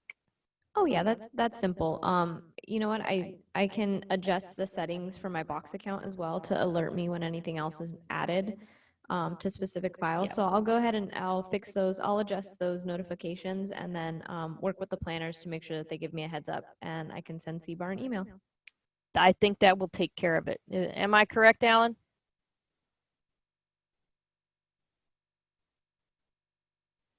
Did we lose you, Alan? He's probably sitting I'm there still here. just as I was. There is one more thing I'm concerned about, is there are certain timetables the board has to hit. And I don't know if anything in this memo is going to account for this, but it is possible that if the memo comes in after the particular timetable the county has specified, someone could argue at a later date that we should not have considered it because it came in late. And I'd like to make sure that in the future, if anything happens, we know everything is within the correct timetable. And I think that's what Leah and I were just talking about. So I And think I we will could say do that. for today's meeting that there's nothing in the memo that I wasn't planning to just say in my presentation today. There's no like new information or like new changes to the project. So I totally understand your concern, Alan, and I think that for today that CBAR can proceed just as usual. Okay, I'm done. Thank you. Okay. So I'd like the applicant to please go ahead and do the presentation. I think I have all of the plans open, and I can zoom in or do whatever else you need as we move along. So great. Hi, everyone. This is Lindsay Coakley. It's nice to chat with you all again about this project. We did make some changes based on the comments made. And I also just want to kind of clarify a little bit what Gwen had mentioned about these being permanent structures. They, to my knowledge, are being considered agricultural accessory structures and, you know, not really anything else. So in our view, they function the same way that a hoop structure would function. However, since they're not exempt hoop structures, they are going to essentially be considered permanent by the Planning and Development Department. That being said, we consider them from a business aspect to be temporary due to the fact that we are intending to remove them from the property entirely after 3 years, as Gwen had mentioned. And this is the large area in the southern portion of the parcel that has the 52 containers lined up. So one of the things I want to address is the changes that we made from our last presentation. If you can go to the SD 1.1 document, it's to the right on your screen. Which tab? Oh, SD 1.1. Got it. Thank you. Yeah. You were clear. I was not. So you'll see this is kind of a zoomed in area for where everything is. It's just a little bit easier to see what's existing and what's proposed. And so you can see all of the storage containers in that central east area right there. We have one pesticide and ag chemical storage container, and that is a different use. We don't use it to store harvest material. We just use it to contain all of our pesticides and chemicals, just like any other farm. And then there's also 3 additional containers between the 2 buildings on the southern side there. And those are the 3 containers to be looked at by CBAR as well. So those 3 areas that I just described represent the containers that we would like to have as agricultural accessory structures on the property. That bulk of the containers would be removed after 3 years. There is also a newly proposed structure at the entrance to the property. You can see it says existing guard shack to be permitted. It's actually currently a trailer, but we are going to convert that to a permanent structure. And so those are the only areas that are new. Everything else on the property is existing. If you go to the, I believe it's view 1 before. So that is the view of the houses kind of in the central portion of the south end of the property from Santa Rosa Road. That's the existing view, and this would be the view after all of the landscaping has grown in. So you'll notice that the larger buildings are barely visible. You can see just the tops of the existing 20-foot or 20,000 gallon fire water tanks. And if you go scroll to the next view, view 2, that's the entry view currently, and this is what it would look after the permanent guard shack is built and the landscaping has grown in as well. Okay. And if you can go to the guardhouse plan, this is just a simple floor plan elevations for what we would kind of anticipate the guardhouse to look like. It's hard to see unless you kind of zoom into the detail of the photo. The trees that you can see in that photo are not the trees that would be planted. They were just what the architect put there. And you can actually see the actual types of trees would be on the landscaping plan. But this is a general idea of what the permanent guardhouse would look like. If you go to the container elevations,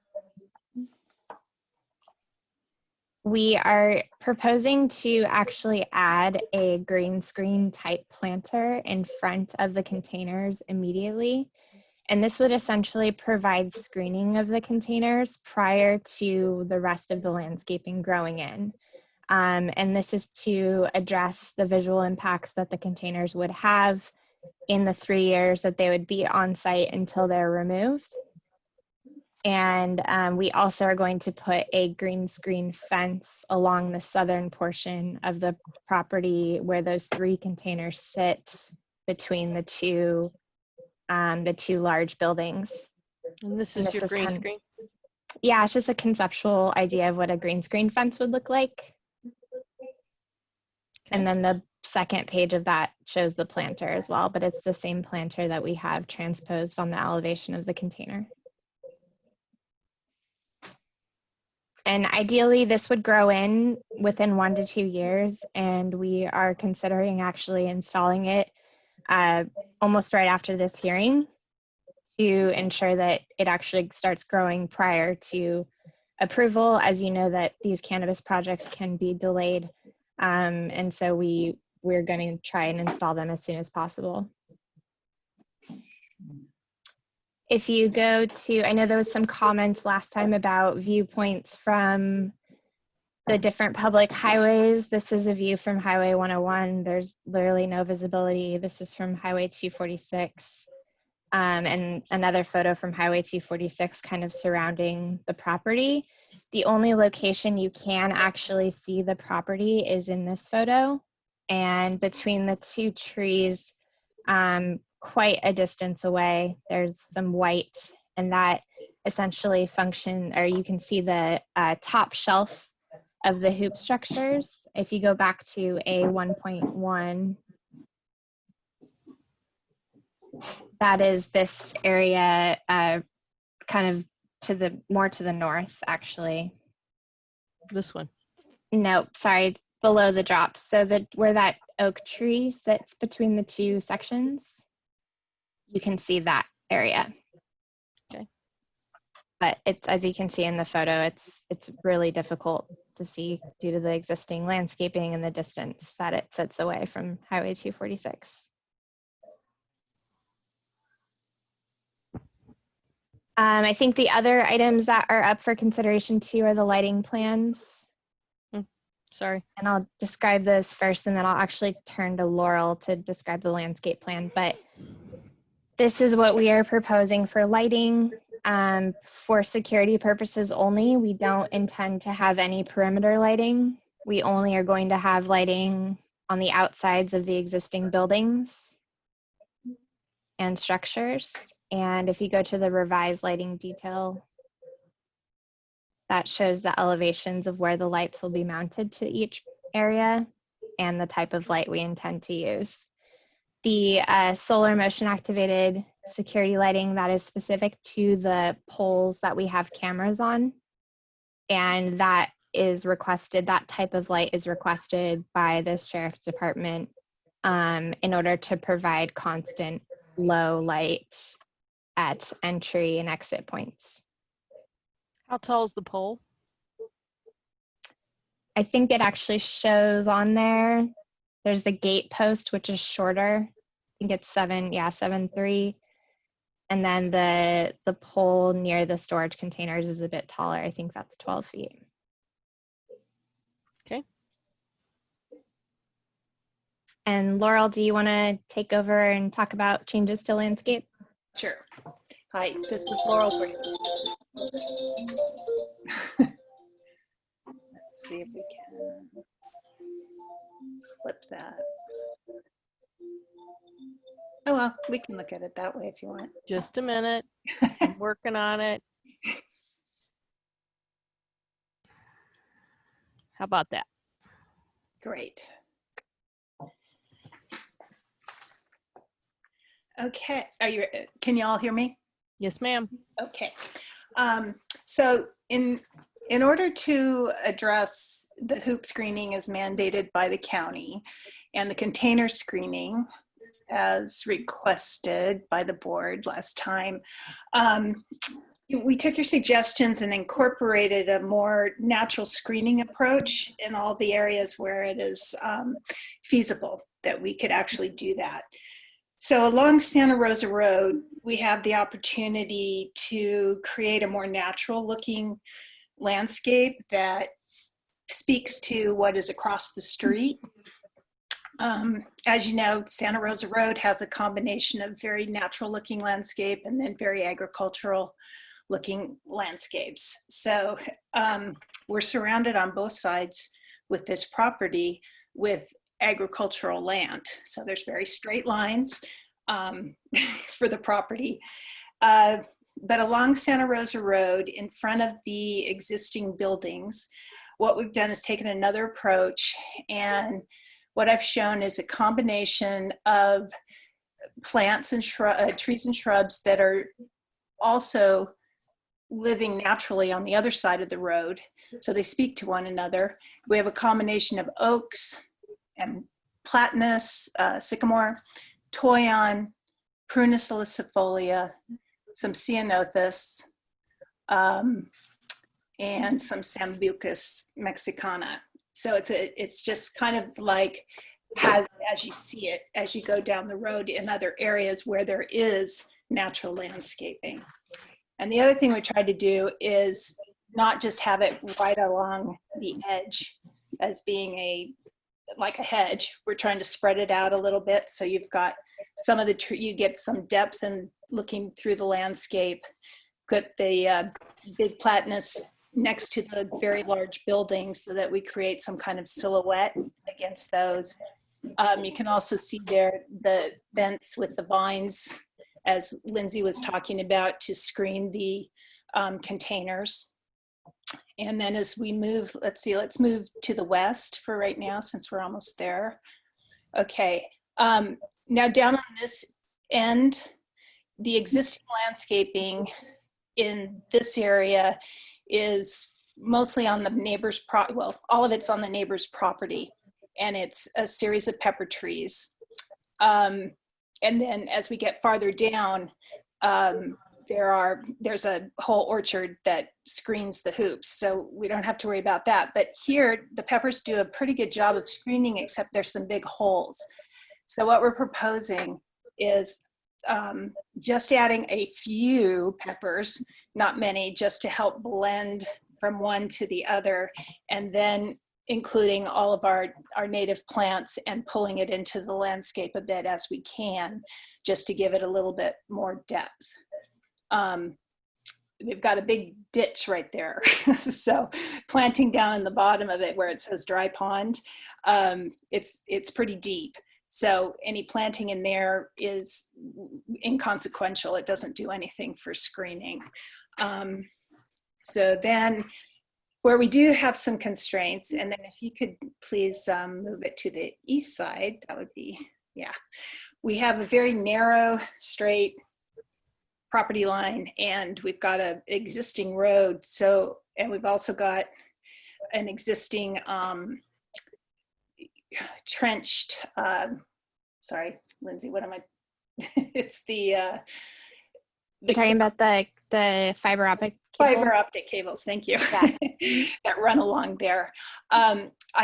There's probably, between the fiber optic cables and the fence, there's probably about 18 inches. So we could get a hedge in there, but I really don't have the opportunity to do a more natural landscape along there, which would essentially just be a straight line anyway, because that's how the property goes.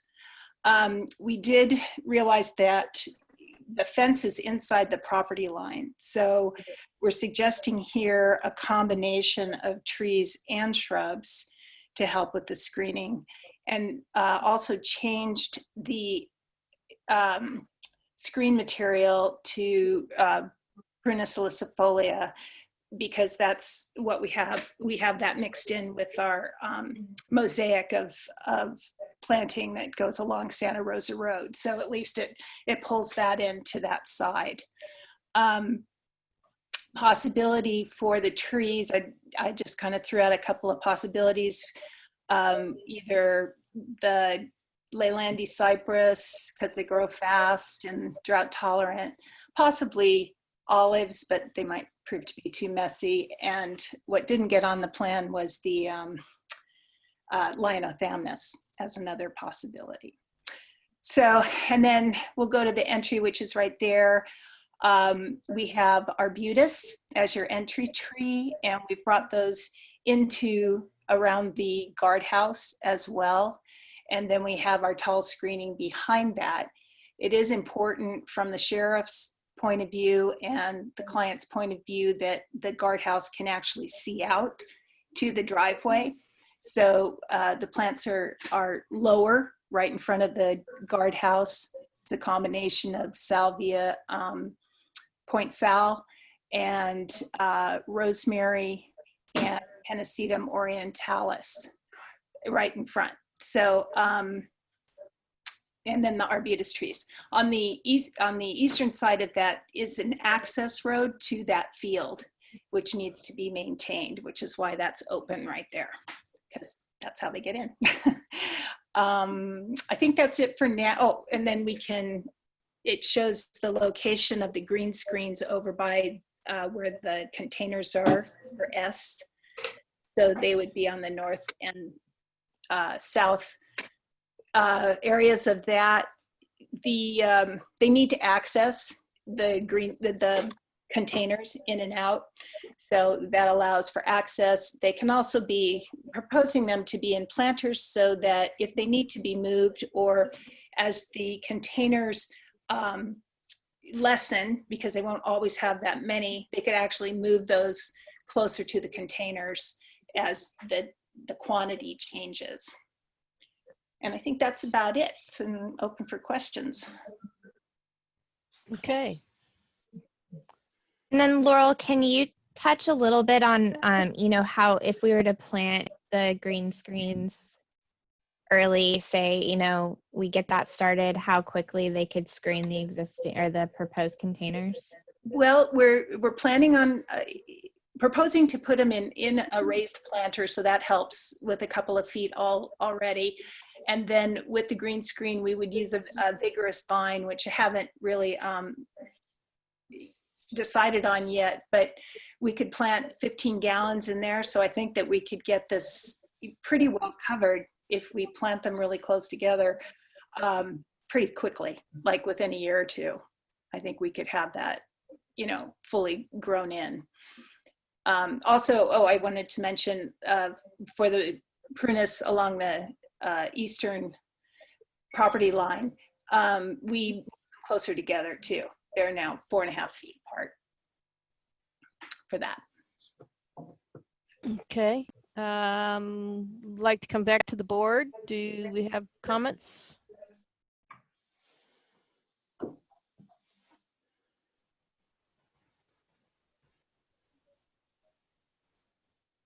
Cass, you want to start? I would like to not start. I would like to let others start since I've been so vocal today. Brett, you want to go? Yeah, I have a question for the planner. Is there an ability to extend the approval on these storage containers without a hearing? I don't think I follow, Brett. What do you Well, mean is there- extend the approval? You're saying that these will be there no longer than 3 years.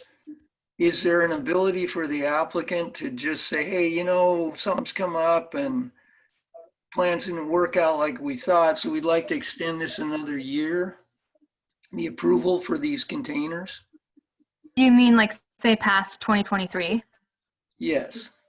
So in order to do that, they would have to go back to the planning commission. It would be, they would basically be like revising their permit, which would mean they'd have to go back to the decision maker. Okay, would So they come they would to essentially us? have a zoning violation. Yes, it would have to come back to CBAR. Okay. Yeah, I This is don't, Nicole. Sorry, just jumping in. So Gwen, you don't think they could get a substantial conformity determination or an amendment? I'm sorry, which case type is it? It's a CUP and a DBP. I don't think so because I believe that there are, in order to make the findings for an amendment, you need to determine that there's like not a controversial aspect to the project. And I think that the containers would probably not meet that requirement. So Alan, just so that we're really clear, at the time that they came in with the request, the planning staff would have to make that determination of whether it, like where it would fall on that spectrum of controversy. So depending on the, you know, if none of us are here at the time and they don't know that it was controversial, or that it's, if that's not documented somehow in the record, then there is a spectrum of options.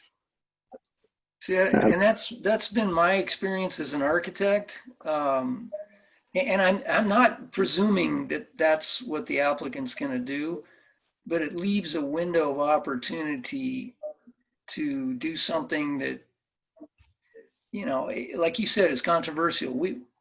We're not that thrilled with these things, and if they can extend it to 5 years or 7 years, and so it just seems, what you just described seems a little fuzzy.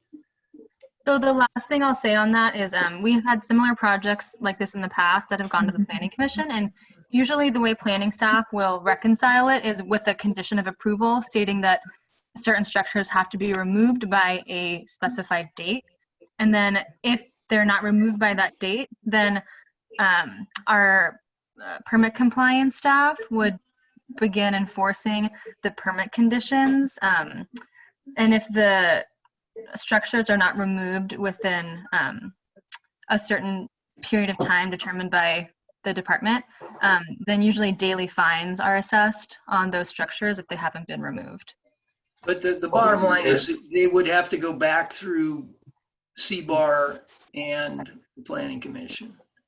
As long as they come across the notes in the file, and as long as planning staff at the time determines that there is that it's still a contentious issue.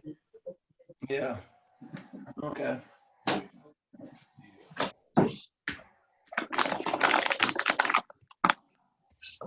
Well, that's the only comment I had. Okay. Okay, I do have a question. Okay. I believe the applicant said that they were planning to, they're going to remove the units and replace them. And I just am wondering, what are they planning to replace them with? Is that a question for the applicant? Yes, please. So the only way that we replace them is if a unit fails and then we replace it with another of the same. And so one thing I actually forgot to present to you guys is that we can make modifications to the actual containers themselves. that are not structural.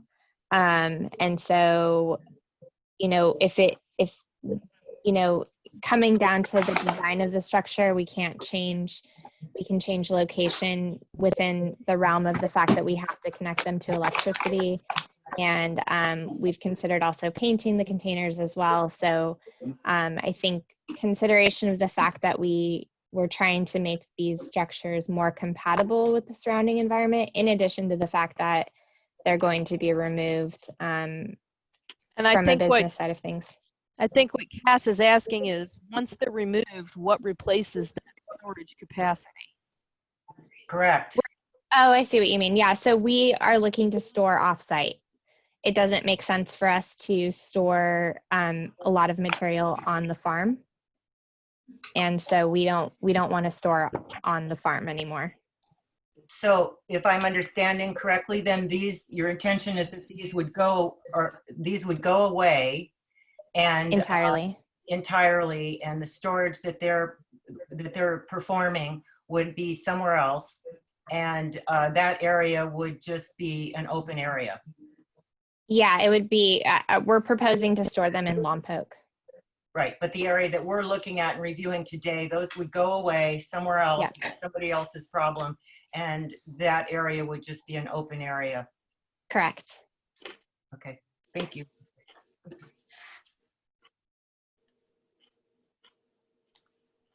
Robin? I'm abstaining. Correct. Okay. Good to have that on the record. Brett, did you have another comment, or Alan, No, or Lowell? I'm good. I've got a question, Bethany. Yep. Not having been involved in anything like this before, I've got a basic question. Is it possible for us to request that I'm going to put it as like a contractor would have, a temporary bond of some nature that would be fully refundable when the containers are removed? Because I don't see the county paying any attention to this after it gets approved by us. Hi, Alan. This is Gwen. So I think that's a really great point. And the county does have a process to have sureties in place for projects. I don't have any experience with a bond being used for something like this, but to your concern about how will the county, how will this be on the county's radar in 3 years? One thing that's kind of unique about cannabis projects is each project has a permit compliance case, and the permit compliance path allows the county to continue monitoring the operations of the project. So every cannabis project has this permit compliance as associated. And until the project has been built out completely or is in process fully and has met all of the conditions, that permit compliance case stays open. And once the case has been, once all the conditions have been met, then permit compliance would close out their case. So the details would need to be worked out, Alan, but in this case, the permit compliance planner would remain active on this project until all the conditions were met, including the removal of the containers. Okay, I think that answers my question. I do have a question to those on the board who have more knowledge in things that grow green than I do. Is it reasonable that these things will get screened at all by what they're planning to plant in front of these, quote, temporary structures? Lowell, you want to jump in? Yes, I think certainly the green wall on the south facing line, which is parallel with Santa Rosa Road, would be effective, but I don't see any use actually for the or effectiveness of the green wall on the north end of the structures, because there's really no area that would be in public view. So perhaps the green wall would be more effective on the west side of the containers, although that creates an access problem for the containers. So I would just ask that maybe the more mature plantings were placed along the west property line, and not consider the Cupressus leylandi, which has had multiple problems in the valley from dying off, and maybe select another type of tree along there that would be more long-lived. I think that would be my only comments. I do appreciate the landscaping along Santa Rosa Road. I think it's a good step forward, especially with the Platanus racemosa along the buildings fronting Santa Rosa Road. And that's all I have. Lowell, this is Nicole. Could you give me the name again of the plant that you think should be replaced? Nicole, I'll zoom in on it right here it's this one right here. All right, hold on. Let me go full screen. It's the Cupressus leylandii right there. Okay, thank you.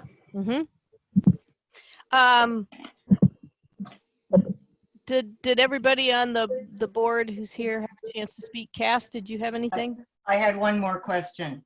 Sure. About these containers. Are they, so these are shipping containers, and on the inside of these shipping containers, when you would go in these containers, are they just lined with refrigerators in there, or what exactly is that what's in there? That you have refrigerators inside these containers, and in the refrigerators is where you store all the product. Are you asking what's inside of the containers? I think she's asking where the location of the refrigeration is. It's my understanding that it's actually external on the rear of the container. Yeah, so if you go to the container elevation sheet, it shows it. I'm sorry. Let me just be clear what my question is. Is each one of these things actually a refrigerator itself? Yes. So it is a refrigerator. It's not a container that has, yeah, there it is. So it has the entire thing is refrigerated, and so you have shelves in there with products stored. Is that right? There is product stored in there. There's no shelves on the interior, but it is a refrigerated unit, as you can see in the diagram. It's connected. Right. Okay. So it's a big refrigerator. Okay. Great. Thank you. Okay. So I'm going to go back to landscaping. I echo Lowell's comments about the Leylandii cypress. The only other thing you'd mentioned didn't make it on the list, which would be the ironwood. Okay. It tends to be slow, and it can be, well, not necessarily slow, but it can be fickle. You just really don't, in my experience, and I haven't had much experience out in the Santa Rosa Road area, but it can be very microclimate sensitive. Sometimes it grows and sometimes it doesn't do crap. Yeah. So, and that may be why it didn't make it on your list, but that's my experience. The olives, you know, I don't have an issue with the olives, you know, they're evergreen. I think you can do maybe do some more thinking about, like you say, something else that could go in there. That said, these are mostly kind of little nitpicky comments. I think the board, although nobody's actually said it, the board is still struggling with how to make this project really kind of step up to the plate.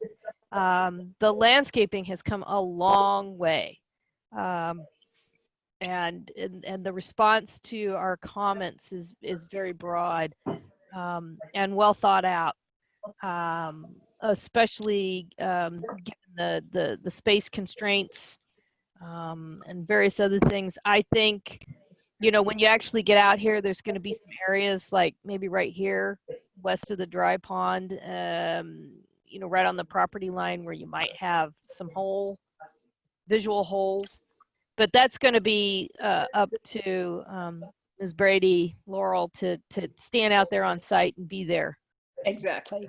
And you know, because that can all be corrected at that time and adjusted, I should say.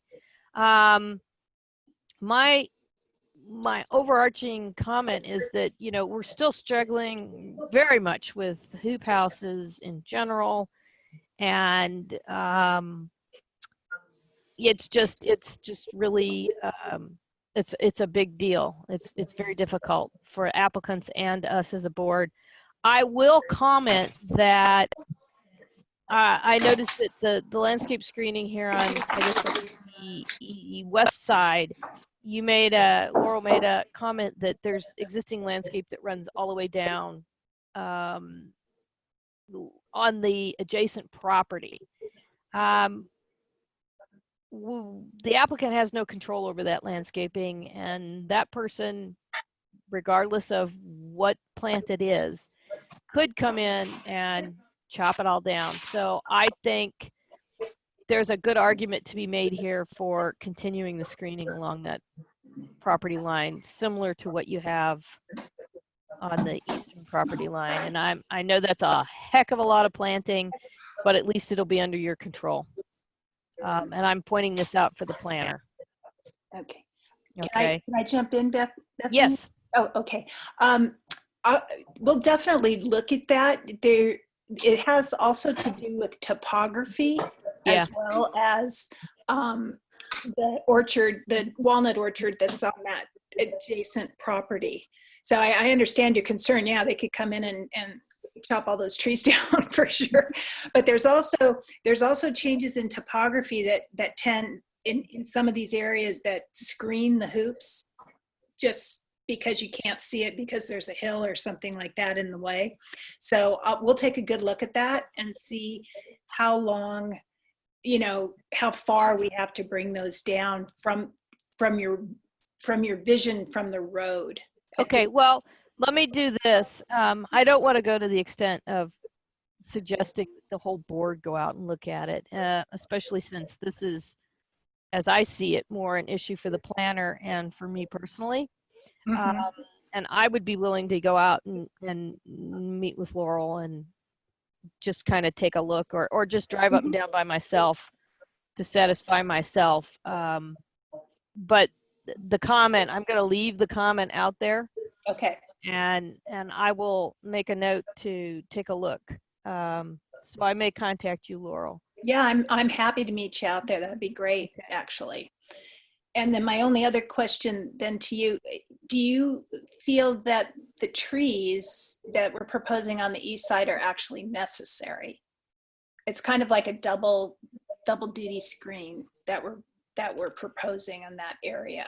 Yeah, in fact, one of the things that I was going to suggest, I know the ground slopes down in a way, but those are screening the containers. Yeah. Santa Rosa Road, and I think the trees are pretty critical. Okay, great. And in fact, could almost, especially in plan view, could almost argue that it should be extended beyond that power pole where it terminates. And I can take a look at that too. Okay. But those so existing trees are eucalyptus, by the way. Yeah, which would make it hard to grow anything there. I gotcha.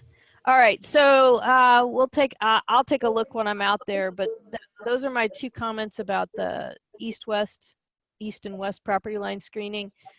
I think your approach to the planting along Santa Rosa Road is nicely nuanced and meant to create a more natural environment. I don't know if it would be advantageous to put Toyon on the east and then across Santa Rosa Road use something else. you know, it can have some issues sometimes, especially as a component for screening. I might have some concerns with it running completely through the design. So there might be some opportunities to change up things, you know. So like the place of the Toyon, there might be 3 plants not spread all the way out, but at different places, could be clumped. You know what I'm talking about? I'm trying to follow you. I'm sorry. So you're thinking that we shouldn't use Toyon? No, well, Toyon can get, it can get, what is it? It's kind of like a blight, but it doesn't happen very often, but when it does, it can be really nasty, and I'd hate to have them, you know, chasing it. Right. Well, that's the reason for the mosaic of different plants going absolutely. through. Yeah. Absolutely. But instead of taking the mosaic all the way over from the west property line and wrapping it around along Santa Rosa Road, there might be an opportunity to create homophemes, if you would, so that, you know, the Toyon stays in one of those 2 groups, but you take a different plant. Okay. Like Mirica. Yeah. And substitute it for the Toyon in those groups. Don't change the actual plant locations. Just do a 1-to-1 swap. Okay. And then maybe I don't know if it looks like you got Ceanothus Ray Hartman. Mm-hmm. It looks like it doesn't continue around on the western edge, but if it had, you might try switching something else, just so that the 2 communities, you know, these are picky things, and this is not a requirement. This is just talking about design kind of a thing. Yeah. But going back to the main comment that I want captured on the record specifically is that this is a very nicely nuanced approach to create a more organic, mixed pattern that's evocative of a more naturally planted or occurring area. Okay, and I like the fact that you picked up on what's happening across the street, across Santa Rosa Road. Then if we go back to Lowell's point about the planters with the green screen for the containers, I think they should all be painted one color. That's a nice color. It's not black, which would be a heat sink, but it's a nice recessive color. The only other the applicant might think about, you know, what color they want to actually paint them, and then come back when you return for preliminary. You need to have an actual proposed color, because I think we would like to see them all painted the same. With regard to those screening, you know, I'm of 2 minds about the screening on the north side of them. It does create a nice internal consistency. So from the hoop houses, you know, you've got it screened, the containers screened off from both sides. It also makes a nice demarcation for traffic. I will say that I have some thoughts about, you know, those are going to be really dusty, and you know, your maintenance regime is going to need to take into account, you know, probably washing them off, the plant material, the leaf material, just so that they can conduct their photosynthetic activities and grow. Because dust on the leaves is going to cause to retard the process, and you're already got a small root space with a planter. So I think that's going to be a real challenge. If you go ahead and plant them now, that's a good idea. We would like to know, but before you do that, it'd be nice to really have kind of a sign off on what particular materials you're going to be putting in there. And right now we don't know what that is. The fence with vines and those 2 things, we really don't know what those are. So it'd be nice if you could, at the next hearing, let us know what that is so that we can actually say, yeah, knock it out of the park, get going. But those are my basic comments. I think the buildings, the addition of the trees along buildings D and N is a very nice touch. And so it's going to be interesting to see see how it all works out. As a request to the board, how do we want to see this project return? Bethany? Yeah. I'm a little confused. I thought we were doing questions there, and then we suddenly jumped into comments. I don't know if we've done all the comments yet. Is everybody else satisfied? And do they have any further comments? I know a lot of discussion about the landscape, but I didn't know. I actually still have some comments about the guard shack. And yes, we did move into comments because the applicant had wrapped up their presentation. Okay, yeah, I just thought we were in questions and now Nope, comments. Okay, all right.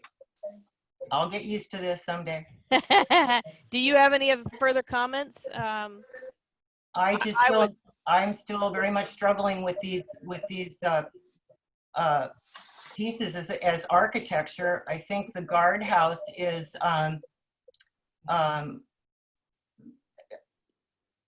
you know, a nice little structure. I'd almost like to see it be a little bit more prominent. I feel like it needs to have some kind of a celebration of an entry point. So just from an architectural point of view, I'm looking for something like that. I realize this is a farm, and I realize there's all these farm structures. So I'm just, that's one comment about the little guardhouse. And then as far as these containers, I'm just still really struggling with it. You know, what's the rule about it? If it's architecture, then I have to think about it one way. If it's a farm implement building, then I don't know why we're looking at it. So I'm really struggling with this a lot. I agree with the landscape has really come through to save the day and has done a very nice job for all the, and I agree with all the comments you all have made. I'm just still really struggling with this sort of the elephant in the room. Yeah, and I think we all are. You know, how to do that, because we had talked about, well, maybe you put some kind of a structure, just a lid over all of the containers, make it look somewhat like a little bit like a building when you view it from a distance.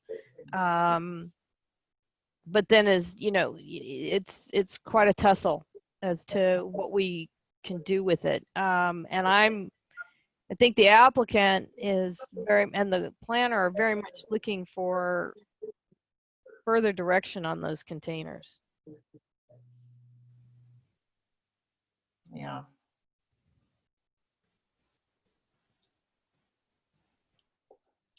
I guess I'm not sure that putting this, you know, to me, they're kind of similar to the hoop houses, and you've got all this stuff back there. If the landscaping is doing a nice job of, screening all of these structures that are really, it's almost like a telephone tower, I think of it. You know, these are specific to the growing of the product there. So I don't know why there would need to be additional screening for those particular things when it's already screened in the perimeter. Why would, it seems like we should be then screening all the hoop houses internally as well. So I would be okay with just not requiring that. I'm just more concerned about these containers themselves. Well, the hoop houses per ordinance are required to be screened, and that's the same with these containers. So, and they are screened by the perimeter, as are these particular. I would argue these particular containers. If they're already okay, I don't feel like we have a whole lot to say about them. Okay. So, I guess that's where I'm stuck. Okay. Well, my main comment was they do need to be homogeneous as far as color. Hey, you know, this is Brett. If this were a different submittal, just as an example, let's say that the applicant came in here with a storage facility. And we were reviewing a storage facility and they were proposing to put in these prefabricated storage units. And we were looking at it from an architectural point of view, we wouldn't approve this. So what's the difference between a storage facility and a cannabis operation? Actually, we did approve a storage facility of containers. Really? Yeah, Why? because that's the way the applicant was, what they were proposing to do, and also they needed to have the ability to move them. To move them. Mm-hmm. Okay, well, And similarly, and also store things like RVs. So it's kind of along that line. It's kind of how I was thinking about it. okay, well, I'm with Cass. I mean, these are not architectural in the least. They're just utilitarian storage units. And They're I mean, boxes. for us to put any kind of aesthetic comment to it is kind of ludicrous. And we don't typically allow landscaping to screen structures. Yes, that's correct. Unfortunately, the ordinance is very specific about it. So, And that's what Cass was alluding to earlier when we were speaking about the minutes. And we were talking about the fact that the planner had explained how the ordinance is the kind of the intentions behind that ordinance and the screening. okay, well, those are my thoughts. Okay. Well, I think that from the perspective of the containers, we are very much, and I'd like this in the minutes, we're still along with the idea of hoop structures being something that we look at and approve when we really can't alter them in any way, shape, or form because of the dictates of use. The same is true for this. In many ways, it's a question of why do you need us to look at them? Because basically what we're doing is BAR light, which is of very little use and much frustration in nearly all situations. That said, I think that we have no comments that would improve beyond what we've already made, and that the containers should be a single color, all of them, whether they're coming in or out or being moved or whatever, they need to be one color, and we need an actual paint color included with the submittal. The other thing is that the screening in the planters, it's kind of a nice touch, as far as the internal workings. Again, Lowell's comment about the northern end, the planters on the northern end. I think it actually adds, it bookends the containers. But as far as actual visual screening from a public viewpoint, it really doesn't add much on the northern side. That said, I think they should keep it, even though that's going to be a challenge to get anything to thrive in those containers given the environment. The guard shack, the guardhouse, excuse me, I meant not in a derogatory term with the use of the word shack. That it's detailed nicely. I see you're basically, forgive me, tarting up a prefab building, which is fine, because it's still got the raised foundation that the existing structure has, which is also fine. I'm not sure that I completely understood Cass's comments about presence. I think I understand what she meant.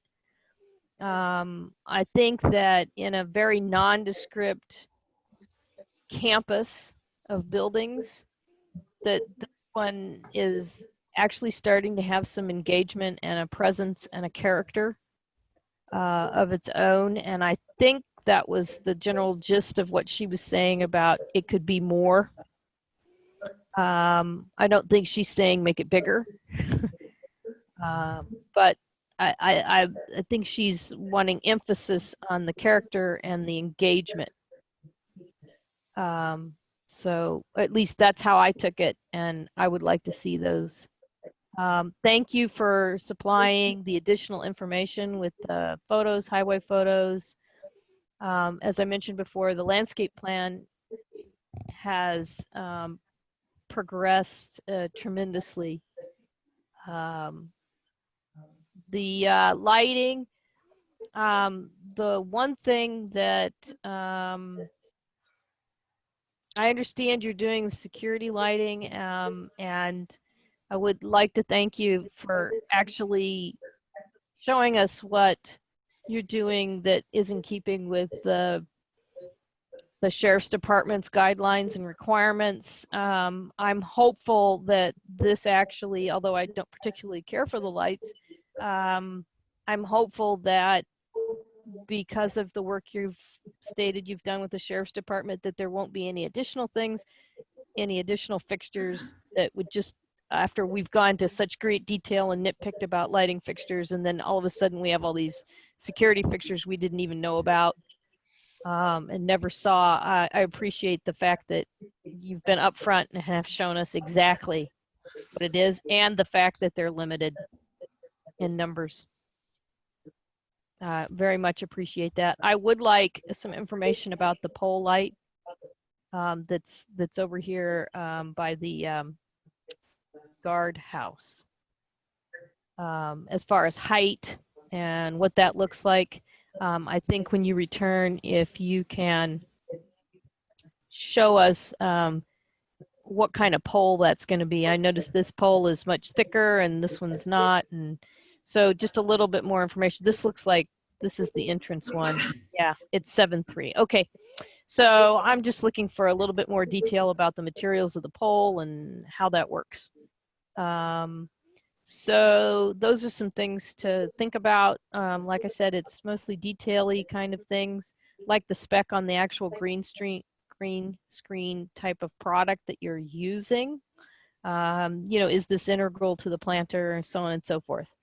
So some actual specifications about that. And then let's see. What about the diagram for the lighting, you know, our angle, you know, the little diagram we always want? Yes, good catch. I forgot that. We asked for that little diagram, the cutoff diagram. We've had some, although Brett, last time we had some talk about whether that should, you know, whether, how we should do that, apply that, since we're the only ones that do that. At any rate, I'll make a note and talk about that next time. But if the planner can talk to the applicant and provide them with that diagram so that they understand what we're asking for, that would be great. Yes, I can definitely do that. Thanks, Bethany. Okay, and I think that's it. I will make a note that I will go out and take a look at the site, just to the east and west property line, and most likely I'll coordinate with Laurel so that she can be with me or meet me there at the same time, properly masked, gowned, and coiffured. Bethany, Yes, could I make one more comment? absolutely. And this is not out of the realm of other projects that we've requested this of, but I think this is an opportunity for the benefit of the public to consider asking the applicant to paint all of the existing structures a more earth tone color, because I've been to this site before, and the buildings are large, they're very industrial looking, they're very, very bright in color. And I think toning down the color of the buildings would be a huge benefit for the visual aspect of Santa Rosa Road. So I would just throw that out there as a comment and for consideration. Okay, and I think that the planning staff can talk to to Lindsay and the applicant and just talk about, you know, the next time those buildings come up to be painted, you know, could we get something along those lines? That would be an excellent suggestion. Thank you, Lowell. Sure. Okay. Any further comments from the board?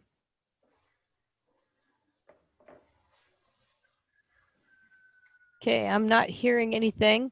So I'm going to say thank you for a very well thought out presentation. Lots of detail, and you complied with our requests, and even, it seems, managed to respond to the minutes that weren't amended until this morning. So thank you very much. And we look forward to seeing you again. I think, how does the board want to see this come back?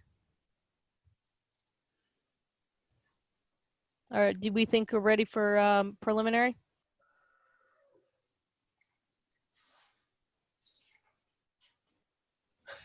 Hello?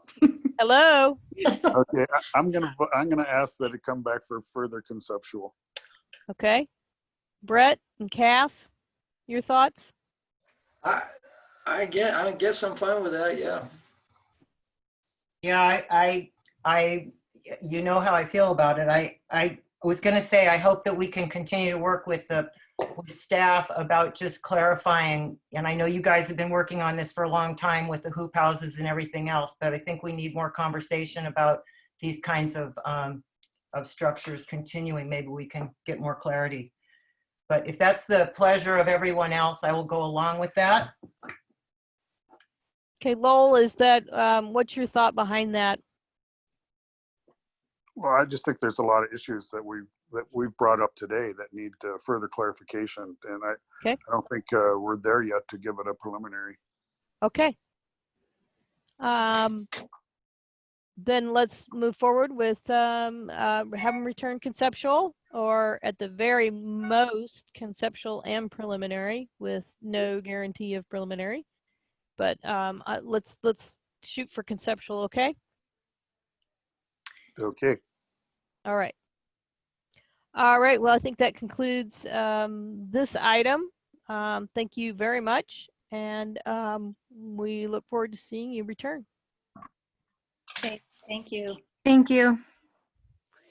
Okay, item 6, 18 bar 150, Thompson Housing, LNA Residential Studio Development. Okay.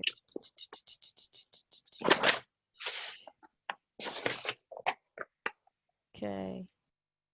Brett, is this the a conflict for you, or?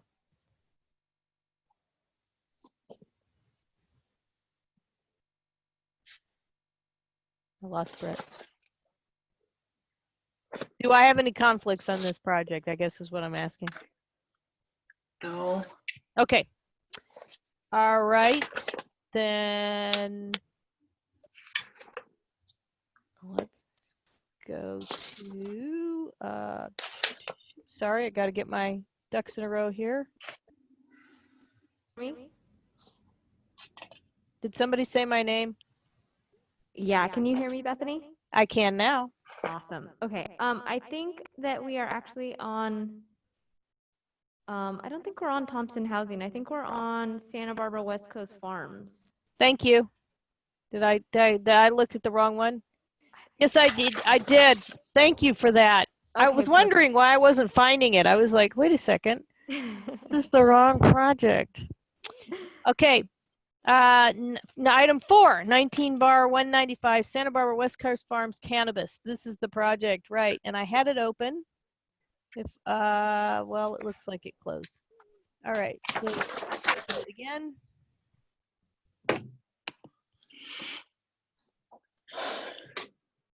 Adobe tried to do me a favor and update when I wasn't looking. So here we go.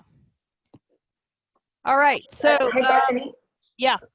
Hi, Bethany. This is Catherine. I'm the planner. Just wanted to let the committee know that I'm on. Also, a quick note, the applicant updated the plans and they made some just fairly minor tweaks to some of the landscaping stuff. And it looks like you have the slightly older version of the plan set. I have what was submitted to Box. Yeah, the update was submitted very last minute, so we apologize for that. The newer version should be, I just checked this morning, it's in Box. Aha. Today. Got it. Thank you. Apologies about that. Good catch. Can I ask a question? This is Alan. Yep. I have to ask staff to ask them to get a legal definition from the county lawyers.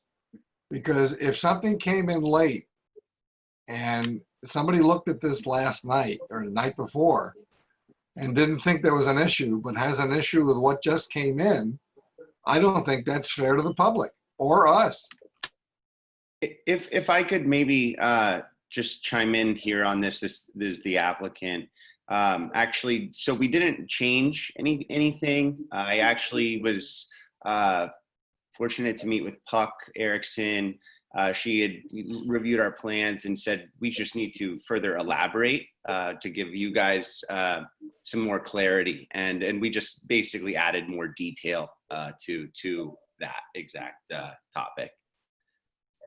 Well, let me ask you a question. Was Puck acting as a representative of this group or a hired member of your staff? Representative of the BAR. Okay, I don't have any notes from her what she spoke about, and I think that should be public because you get into a Brown Act issue.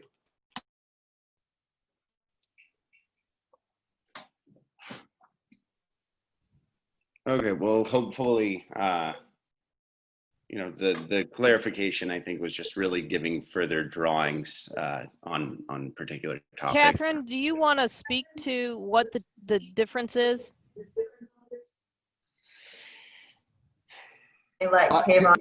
Sure. If you scroll to page 22.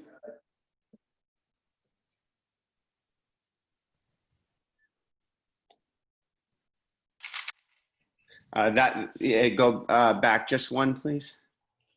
Yeah, if you see that where it says landscape enlargement upper shelf, the second kind of section there covering the western portion, we didn't have the detail on it. It basically replicates what's going on the northern portion, but giving you guys clarity as to the planting that was really going throughout the property. That section right there was not defined, and we wanted to just define it for your board so that you had so that there was no way for any, you know, misunderstanding on what we're proposing. Bethany? Yes. May I say that I think that what Alan is saying is extremely important, and that we should, you know, pay attention to that. But I think maybe today, if we could possibly move forward with this, that looks like they have hopefully just provided some detail that perhaps they may have even brought in today with them for clarification, but so that we can move forward with this project. But I do really appreciate Alan's insistence on this, and I do think it's very important moving forward. I agree. One of the I'm looking at the sheets here. This is the 22nd sheet in the prior submittal. This enlargement B is still within the set. It's just on the next sheet. The new one, in the prior one, you can see that enlargement, as Kevon has said, on this is a section that's turned. You can see the match lines here. So this is simply the screening along the western edge, which basically is a continuation of that planting.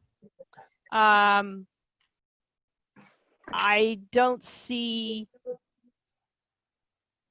it's just a minor amount of information. If the board feels that we should limit ourselves to looking at this one, I don't have a problem with that.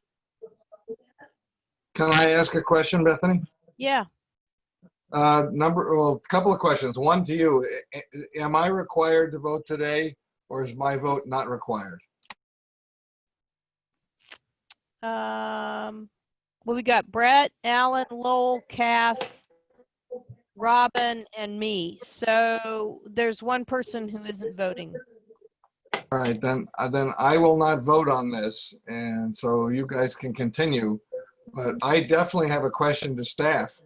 I'd really like something in writing that tells us when the information we are considering has to be made available to us and to the public. I don't think I can be any more clear about that. Now, can I get a staff member to talk about that for a second? Sure. This is Catherine. I can hopefully provide a little bit of clarity.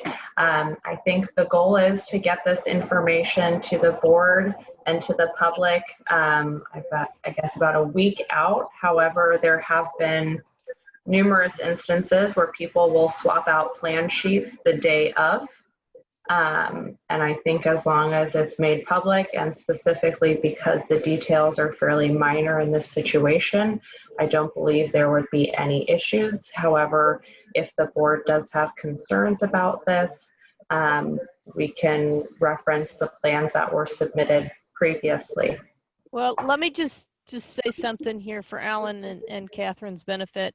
There had been, one could almost say, and this was many years ago, rampant substitution of plan sets on the day of the presentation, the day of the hearing. And to cut down on that, the county and staff have been requiring that people submit in a much more timely fashion so that plans are available for staff review as well as public review. So that both can be accomplished, because in many cases, in addition to the public not being notified or the plans made available, we run into issues where staff hadn't had chance to review the drawings, wasn't present at the hearing. The BAR looks at a set of drawings and moves on down the line, and now it's, you got a big problem because you've got this disconnect. One body's doing something that another has no knowledge about. So we've really tightened down all the BARs on substitution of plans. And Alan, as a point of clarification, what we had come down to was that everything had to be submitted. Usually it's a week in advance, but most definitely by Wednesday at noon for our hearings. And then if somebody comes in with something that in essence is only providing detail and is not a change in the plans, then it just amplifies what has been submitted. With staff's approval, having looked at the plans and made them available to the public, we generally do look at them. That's been how we've handled it. Okay, if I may make just two comments. With all due respect, Bethany, I think that puts a burden on this board that I'm not comfortable with, because I don't know what the definition of just a small change. And my other question to staff is this board subject to the Brown Act? Yes. And I don't see how a single person can represent us without specific instructions to do so and without reporting back to us about discussions that were had.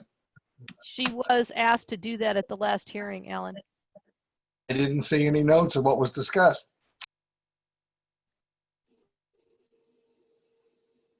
I've recused myself from the vote, so you guys go ahead. I do, Bethany, I do recall that Puck was going to meet with them. And I also don't want to penalize the applicant for, providing, going the extra yard to provide a little bit more detail to help us understand. So I do think that it appears that what they've provided today is just more of what we were already looking at, just a little bit more detail on it. So I don't think it's controversial. It doesn't appear to be. So I would like to, again, to see if we can move forward with this project, and then perhaps we can continue this discussion and keep cleaning it up as we move forward. Okay. Brett and Lowell, do you have any thoughts on looking at this plan versus the other one for today?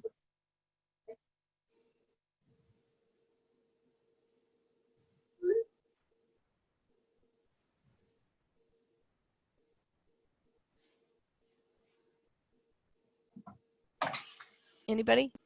Lowell, Brett, Robin? This is Robin. I have no issues with looking at the new plans. Okay.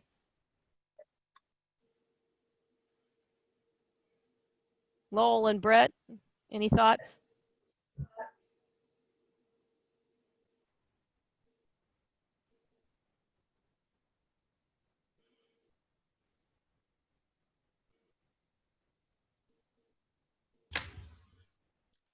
Bethany? Yes, sir. Oh, sorry, I lost my connection. I don't have a problem looking at additional details, since we're not dealing with structures on the details. We're just dealing with clarification on some landscaping. I don't have a problem with it. Okay.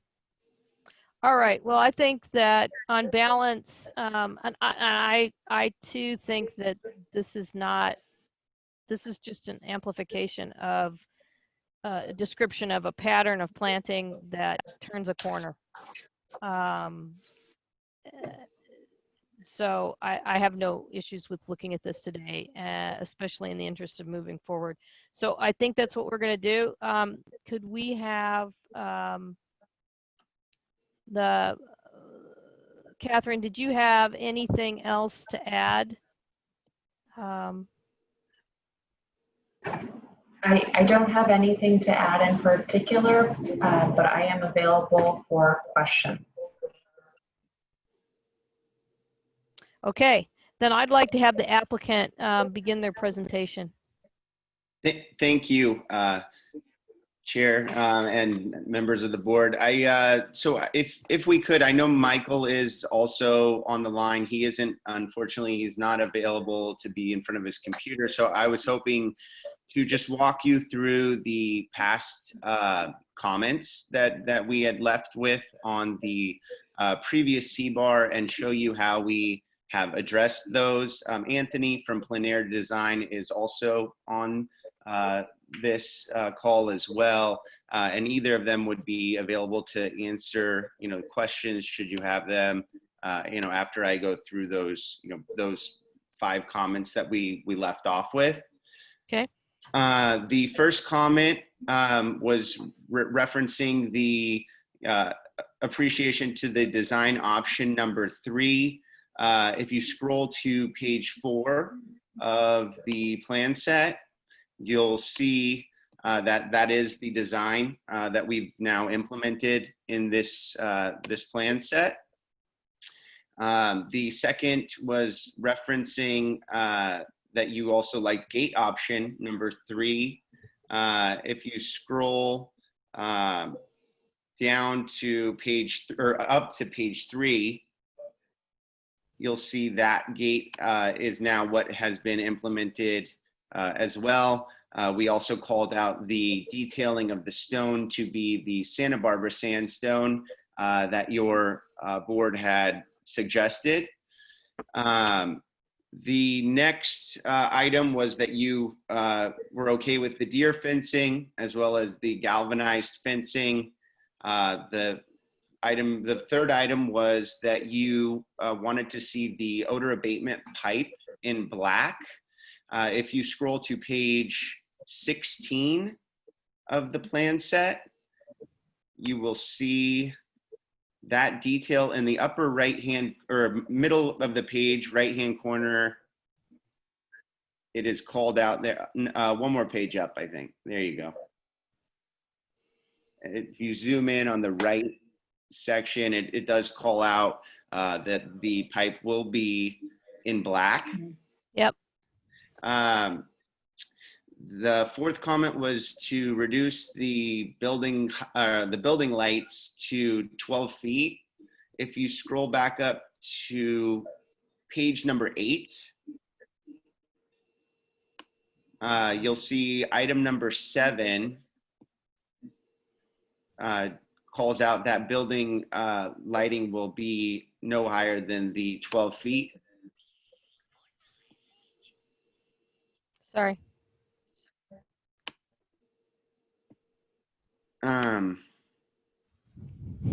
Should I keep going? Yes, please. Okay. That was my phone. Okay. Item number 5 was referencing the landscaping and the detailing being more regional landscape, not providing such a full cutoff. If you scroll to page 21 of the plan set, you'll see that we've staggered yeah, exactly. 21 gives you kind of the visual of what you're going to see now with this new landscaping plan. As you can see in that perspective A, you're getting kind of views through to the property. You're seeing, you know, the fencing at certain points in between. We've actually taken the board's advice and put landscape on both sides of the fencing so that it gives kind of a more staggered. And if you scroll to page 22, you'll see now that it does have trees and shrubs placed, you know, on both sides of that fencing to give it a more staggered, less, you know, linear layout. Page 23 shows the lower shelf. The lower shelf, you had suggested that we reduce, I believe, the types of pines and the tree selection. This is shown here, and then the actual tree details are shown on page 24, references the kind of landscaping enhancements around the production area and the compost as well. Your board had suggested adding oaks, which we've, you know, done to kind of blend the landscaping around the processing structures. And then 23 and that is your actual plant palette. And as you see on your item 7, which you had suggested using larger size planting materials, we've called that out in the notes section for trees to be 20% 15 gallons, 5% 36 inch boxes, and 75% of the 24-inch boxes, and all of those details. So we did add some of the larger tree species to get some more coverage out of the gate for the landscaping itself. I believe that was all of the comments that we had left off with when we were at the last hearing, and we are all here to answer any questions or address anything you may have left to discuss.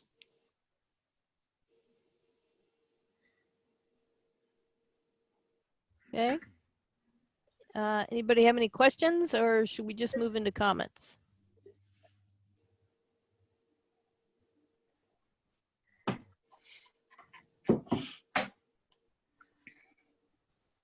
Hey, Bethany, this is Brett. Can you blow up that gate image? I couldn't really see what was going on with that thing.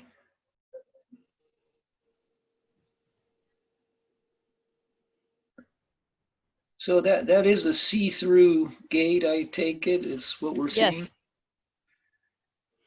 Yeah, that looks a lot better. 4x4 galvanized heavy fence grid sandwiched between swinging double 2x6 cross brace wood gate. Yeah, that looks a lot better.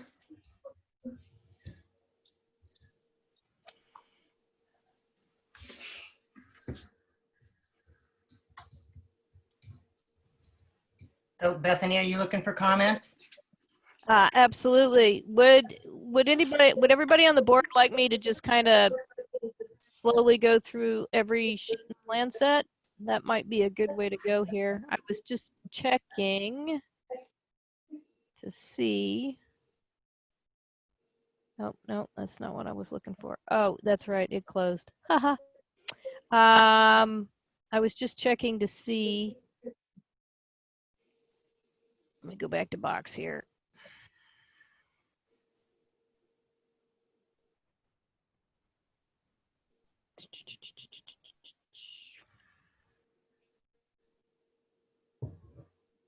Number 4. And I never did read the, I think we did have a few things changed on this. Nicole, weren't there a few things on the minutes? Didn't we change a little bit of these? Because they're here for final approval today. Let me look. I'm not sure. I'm happy to read them. I'm not sure if there were changes, but I'm happy to read them. I think number 3 changed, and I think number 5 changed. Oh, yeah, you're right. So yeah, I'm happy to. I'll just read them, and when I get to number 3, well, I'll read them all except for 3 and 5, and then you can read those too, okay? Okay. Board greatly appreciates the clear and well-designed options presented to the board. This information was an enormous help. For the gate, option 3 is preferred. Use stone with less color contrast as compared to the gate, such as Santa Barbara sandstone. Use stone that is less ledger-like. Building layout, option 3 is preferred, although option 2 is also visually pleasing. The deer fencing is acceptable. The proposed galvanized fence is also acceptable. Reduce lights on the building to a height of 12 feet. Consider clipping the corner of the deer fencing at a 45-degree angle and planting a few trees outside of the deer fencing. Limit the variety of pines and oaks. Space pines more irregularly. Consider using larger size plant materials in order to better accomplish landscape goals. Okay, Nicole. Okay. Number 3, the pipe as part of the odor control system should be black. Placement of trees and shrubs should reflect the surrounding landscape pattern by capturing the organic non-movement of that pattern, and to meet screening requirements should be layered instead of linear. The applicant should consider placement of tree groupings along the western edge of the parking lot, northwest corner of the compost area, east of the processing facility, and as accent oaks near the gate areas. Okay. All right, so I think we're ready for comments, but let me just kind of go through. We all know where we are. I think this is Scott's light poles.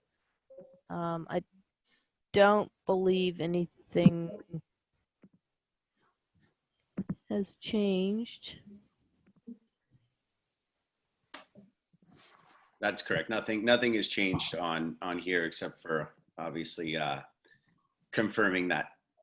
Can you help me out, Kevon? Where is the height of the poles for?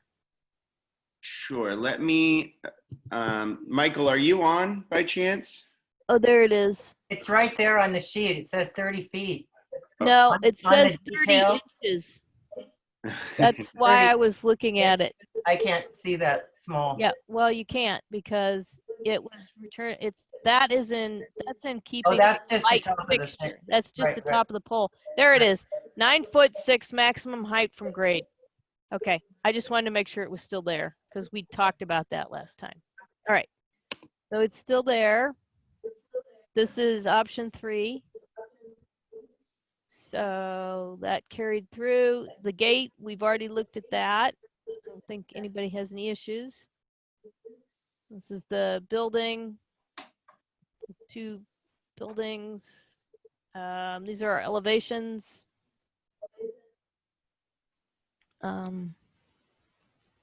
Did we have an overall height on the elevations? Did we lose that somewhere? Well, here it is in the section, but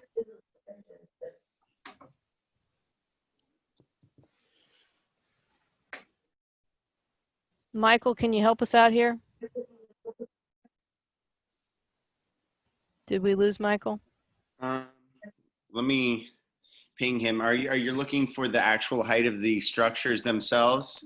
Well, yeah, because I think at one point we talked about putting it on the plan, and there's just the one elevation. Hey, Kevon, I'm talking, but nobody's hearing me. Can There you go. We got Okay. you. Okay, you're on speaker, Michael. So All right. okay, Here we go. we're really pinging this together. All right, Yeah, Michael. I think they just had me on mute or something. I don't know. Okay, yeah. If you want to talk, everyone can hear you now. Great, thank you. Yeah, you already talked through the. Hang on, now I'm stuck on Kevon's. Kevon, I'm gonna end your call. Okay. Okay. Okay. Well, we lost him again. I believe on the page 10, it called it out, the height. Yeah, and- that's on the section. That's fine. And I don't think that's changed at all. It has not. Okay. And let's go. Yep, those are the same. The color palette's the same.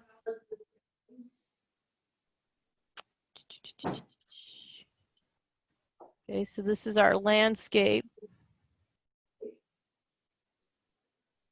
And this is the deer fence and the chain link. And then did we have, do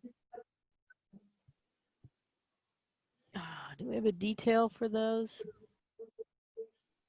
For the fencing themselves, or? Yeah. We do. I think if you scroll down. Okay, we'll keep going and keep our eye out for it. Okay. Okay.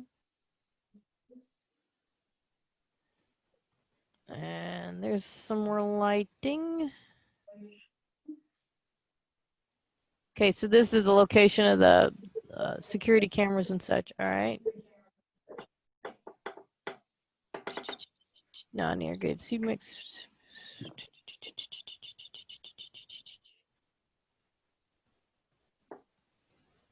Okay, so there's your views. This is it. Oh, I'm on the wrong one. Just a minute. There we go.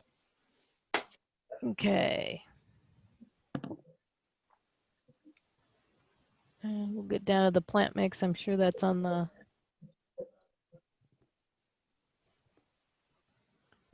buildings. And we've got coffee berry, coast live oak, big berry manzanita. Looks like a single Torrey pine, lemonade berry, scrub oak, California wax myrtle. Okay.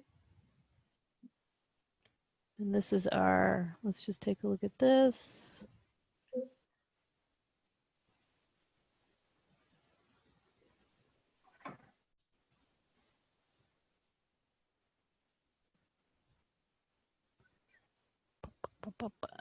Okay.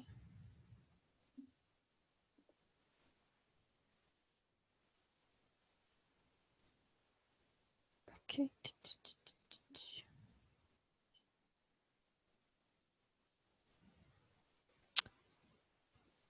Okay. So my only comment at this point is we don't actually know, you know, even to get preliminary, we're supposed to have sizes, quantities, and locations of all plant materials. And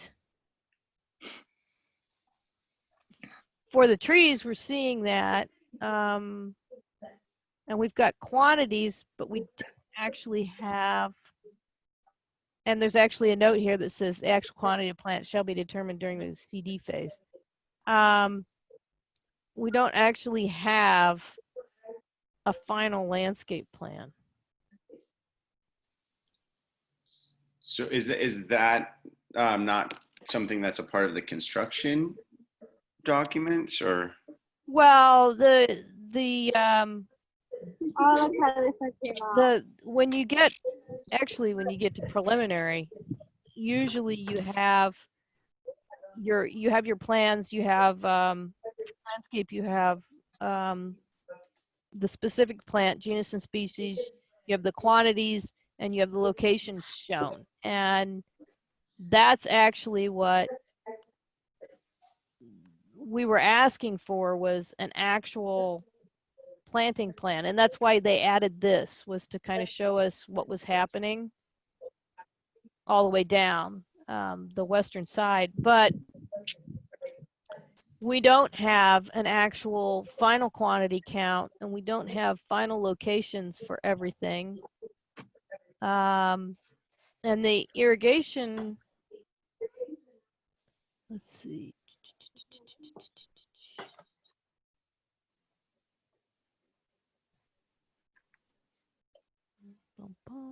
Yeah, we don't have the actual Wello calculation. I don't know if Anthony is on. I see his I see name there. Michael. Anthony? I'm actually on. Can you guys hear me? Well, you were going in and out there, Michael. Anthony, did you say you were? Yeah, I'm on here. Can you guys hear me? Yes, I can. Okay, so for the Willow calculations, it's on actually the sheet 30. I just didn't get there. Yeah, and then I know you were also asking about the fencing details, and that's also on sheet 30. Gotcha. I'll keep going. There we go. And there's your Wello. Thank you.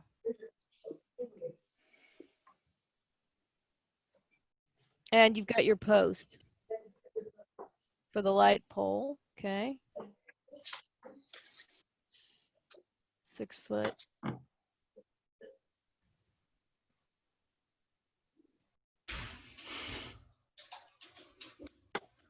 Okay. I think, boy, if you were in person, I'd make you write on this detail C, chain link fence with odor pipe, that the odor pipe is to be black. Leah, how can we do that? How can we make notes?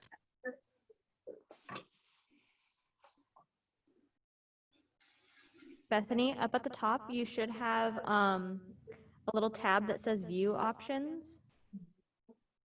And then annotate. But I want to make it permanent as part of the record. Hi, Bethany. This is Catherine. If you're not able to do the markups on the plans, I'm taking notes as well, and I can make sure his plans, and I can send them for just confirmation if that's something you'd be interested in. Okay, well, I'm just going to go ahead and type them on here. They'll be a part of the meeting, and you'll be able to go back to it because we're recording it. Okay, so that's that. And then let me see it moved with the plan.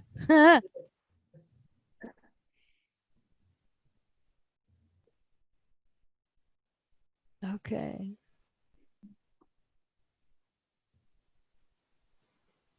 Yep. Okay, so that's fine. I'm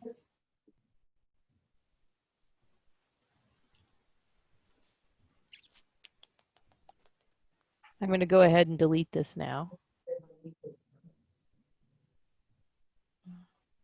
can figure out how to do it. All right.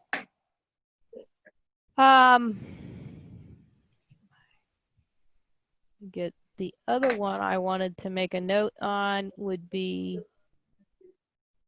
this plan. There should be a note in here as well that this PVC pipe would be black on this page, just to create a consistency across the plans. Okay. Okay. And for the record, this is sheet 28 in the set. And it's also labeled as L1.12. Those are the two things that I would make notes on. We do call that out on one of the sheets. I don't know if that is sufficient or not, but we'll just. No, it needs to be throughout the set. What I'm talking about is a set of plans that actually gets filed with the county and becomes part of the permit. Okay. Okay, as the record. It's the formal record of what was approved. Because if we were in the hearing room, I'd just hand you a red pen and say, make these notes. Okay, and we'd go ahead, and that set, that actual physical printed set with the notes on it, would actually be the set that gets the stamp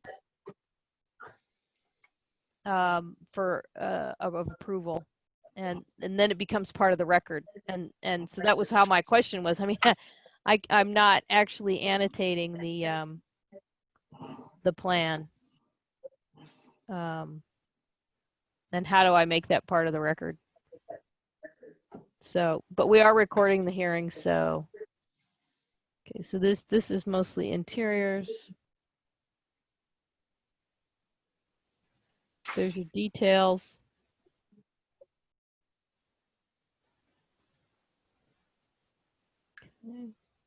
That was, we talked about that last time.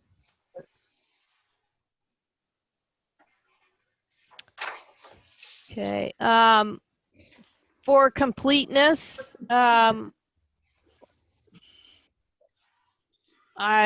hesitate to opine, but the light fixture, the one thing we don't have with the light fixture, I didn't see it anywhere, and I'm just very rapidly making everybody seasick by scrolling back up here. Looking for that light fixture cutoff, the 15-degree. It's usually stuck in here with these. You know, a little drawing that shows that it complies. If I can, this is Michael DeMartini. Yep. Are you hearing me? Yes, I am now, and you're clear. Yeah. Well, I connected through the internet instead of my phone. So I am looking at the drawings, and I can say that we specify very specifically a Cree type lamp, which is a permanent affixed LED inside the fixture. Right, very specific. I think you could go to, let's see, which sheet am I on? I'm on 2, the second sheet in the set, A1.0, Yep. and where you've got your number 24, it says light pole fixture, and you've got a picture of it, and then you've got the single decorative post, and it's a CAD drawing, A and B, all that stuff. Anyway, what I think you need to do is just kind of dot in, just a draw, you know, show where the light source is, make a little call out to show where that LED is mounted, and then the little cone that shows how the fixture shroud actually prevents lateral leakage of that light, you know, that it, how it creates it. And I think that's where I'd put it. I'd adjust that and put it in there. And I think that it's sufficient to ask that, since we can't do these annotations here, Catherine can have you submit a set that takes these notes into account. And while you're doing it, Michael, can you put on the elevations, the heights? Because we lost all the dimensions except for this one little one for the kind of shed roof there porch. Oh yeah, we were relying on the construction drawings further in the set.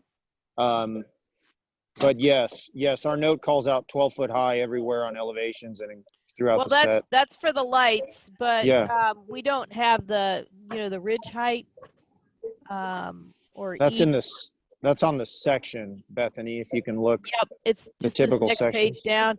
There you are. I'm just asking you to put it in there because, Elevations. Okay. yeah, as long as Yep. you're gonna just resubmit for us real quick. I know it dirties them up and makes it much more cluttered, but No, perfect. I can handle that.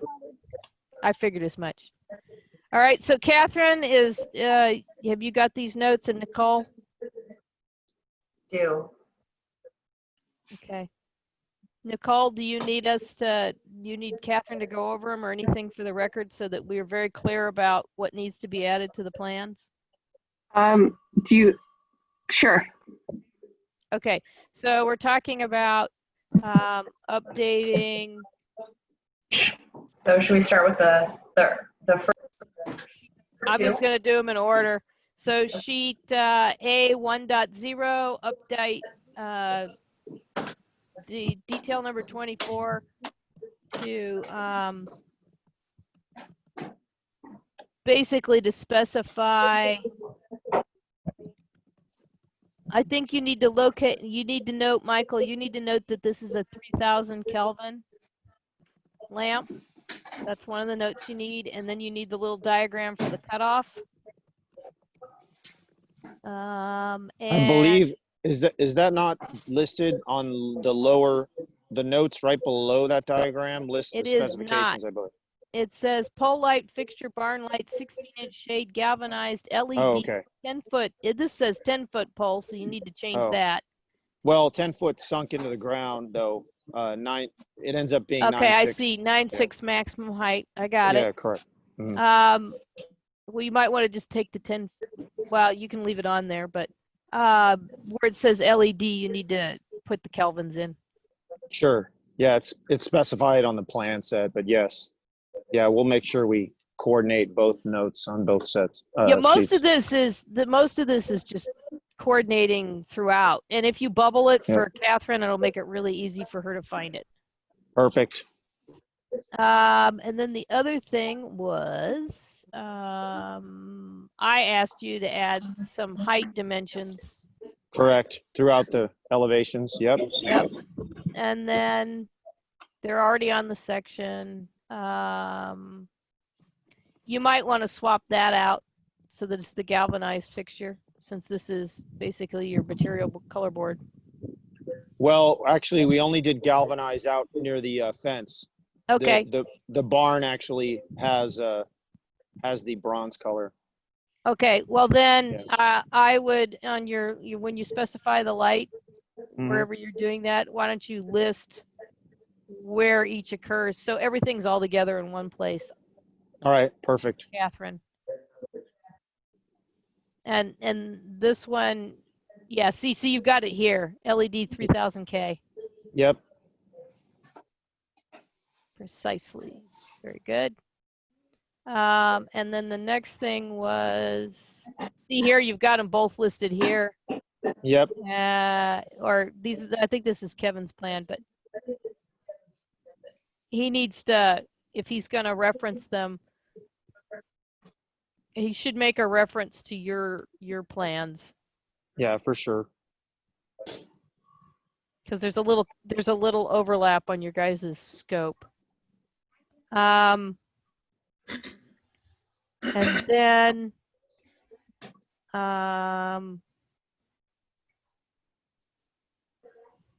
we're going to add a note that specifies that the PVC piping will be in black on this sheet. Correct. And I think I went by did I go by the fencing already? No, I didn't. All right.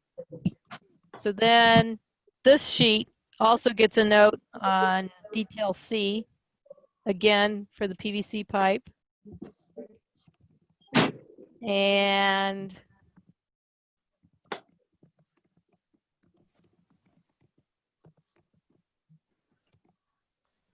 I think these are the details. They look great, to me anyway. I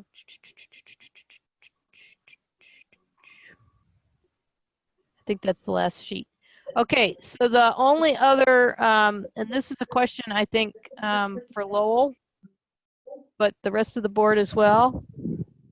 How do you feel about the fact that there's a note on here saying the actual quantity of plants shall be determined during the construction documents phase? I would really like to have a solid number. Yeah, I would agree. Okay, so I'm going to say, Catherine, the last thing is on L1.9. Not only does he need to take this note off C, but we need quantities, at a minimum, quantities for all of the plants. And if that means they need to finish this design and actually lay it out for CDs, then that's what they need to do. Okay, I definitely agree with that as well. That's a very good catch. Thank you. And I don't have a problem with you looking at it and determining that they jive, you know, when you actually get it, you know, before you issue the LUP, if you go through it. I don't think they need to come back to us if you're comfortable looking at it and saying, yes, I've looked at the numbers and quantities in the plan and they jive. Sure. If I have any questions, I'll be reaching out to you. That's fine. Yep. Yeah. Okay, so those are the comments. They are here for final today. What is the pleasure of the board? I'm comfortable with taking the final action with the conditions that we've outlined. I agree. Okay. I'll agree with that too.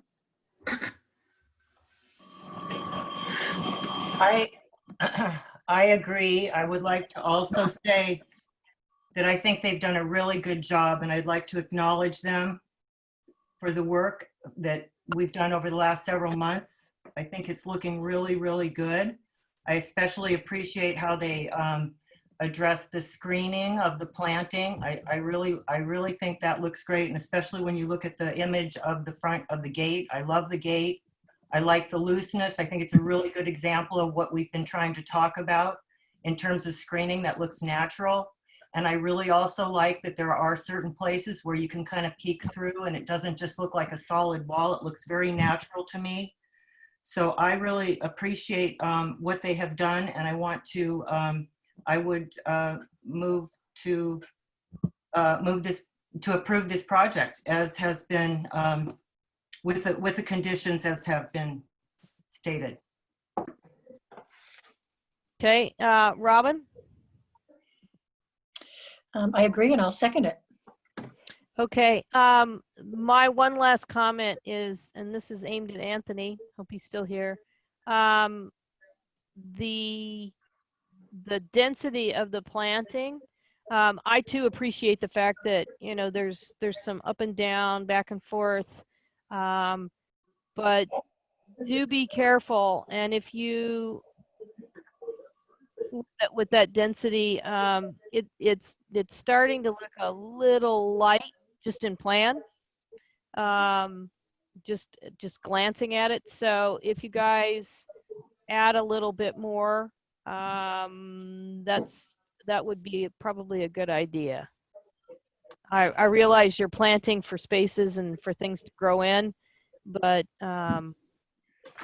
this, especially along 246, I mean, the idea of getting some fairly dense screening fairly quick is, I think, what the basis of the ordinance is predicated on. So yeah, will do. Okay, so just do that and go ahead and really truth out that planting, okay? Yeah, we'll do that. Okay, thank you much. We had a motion and a second. Is there any further discussion?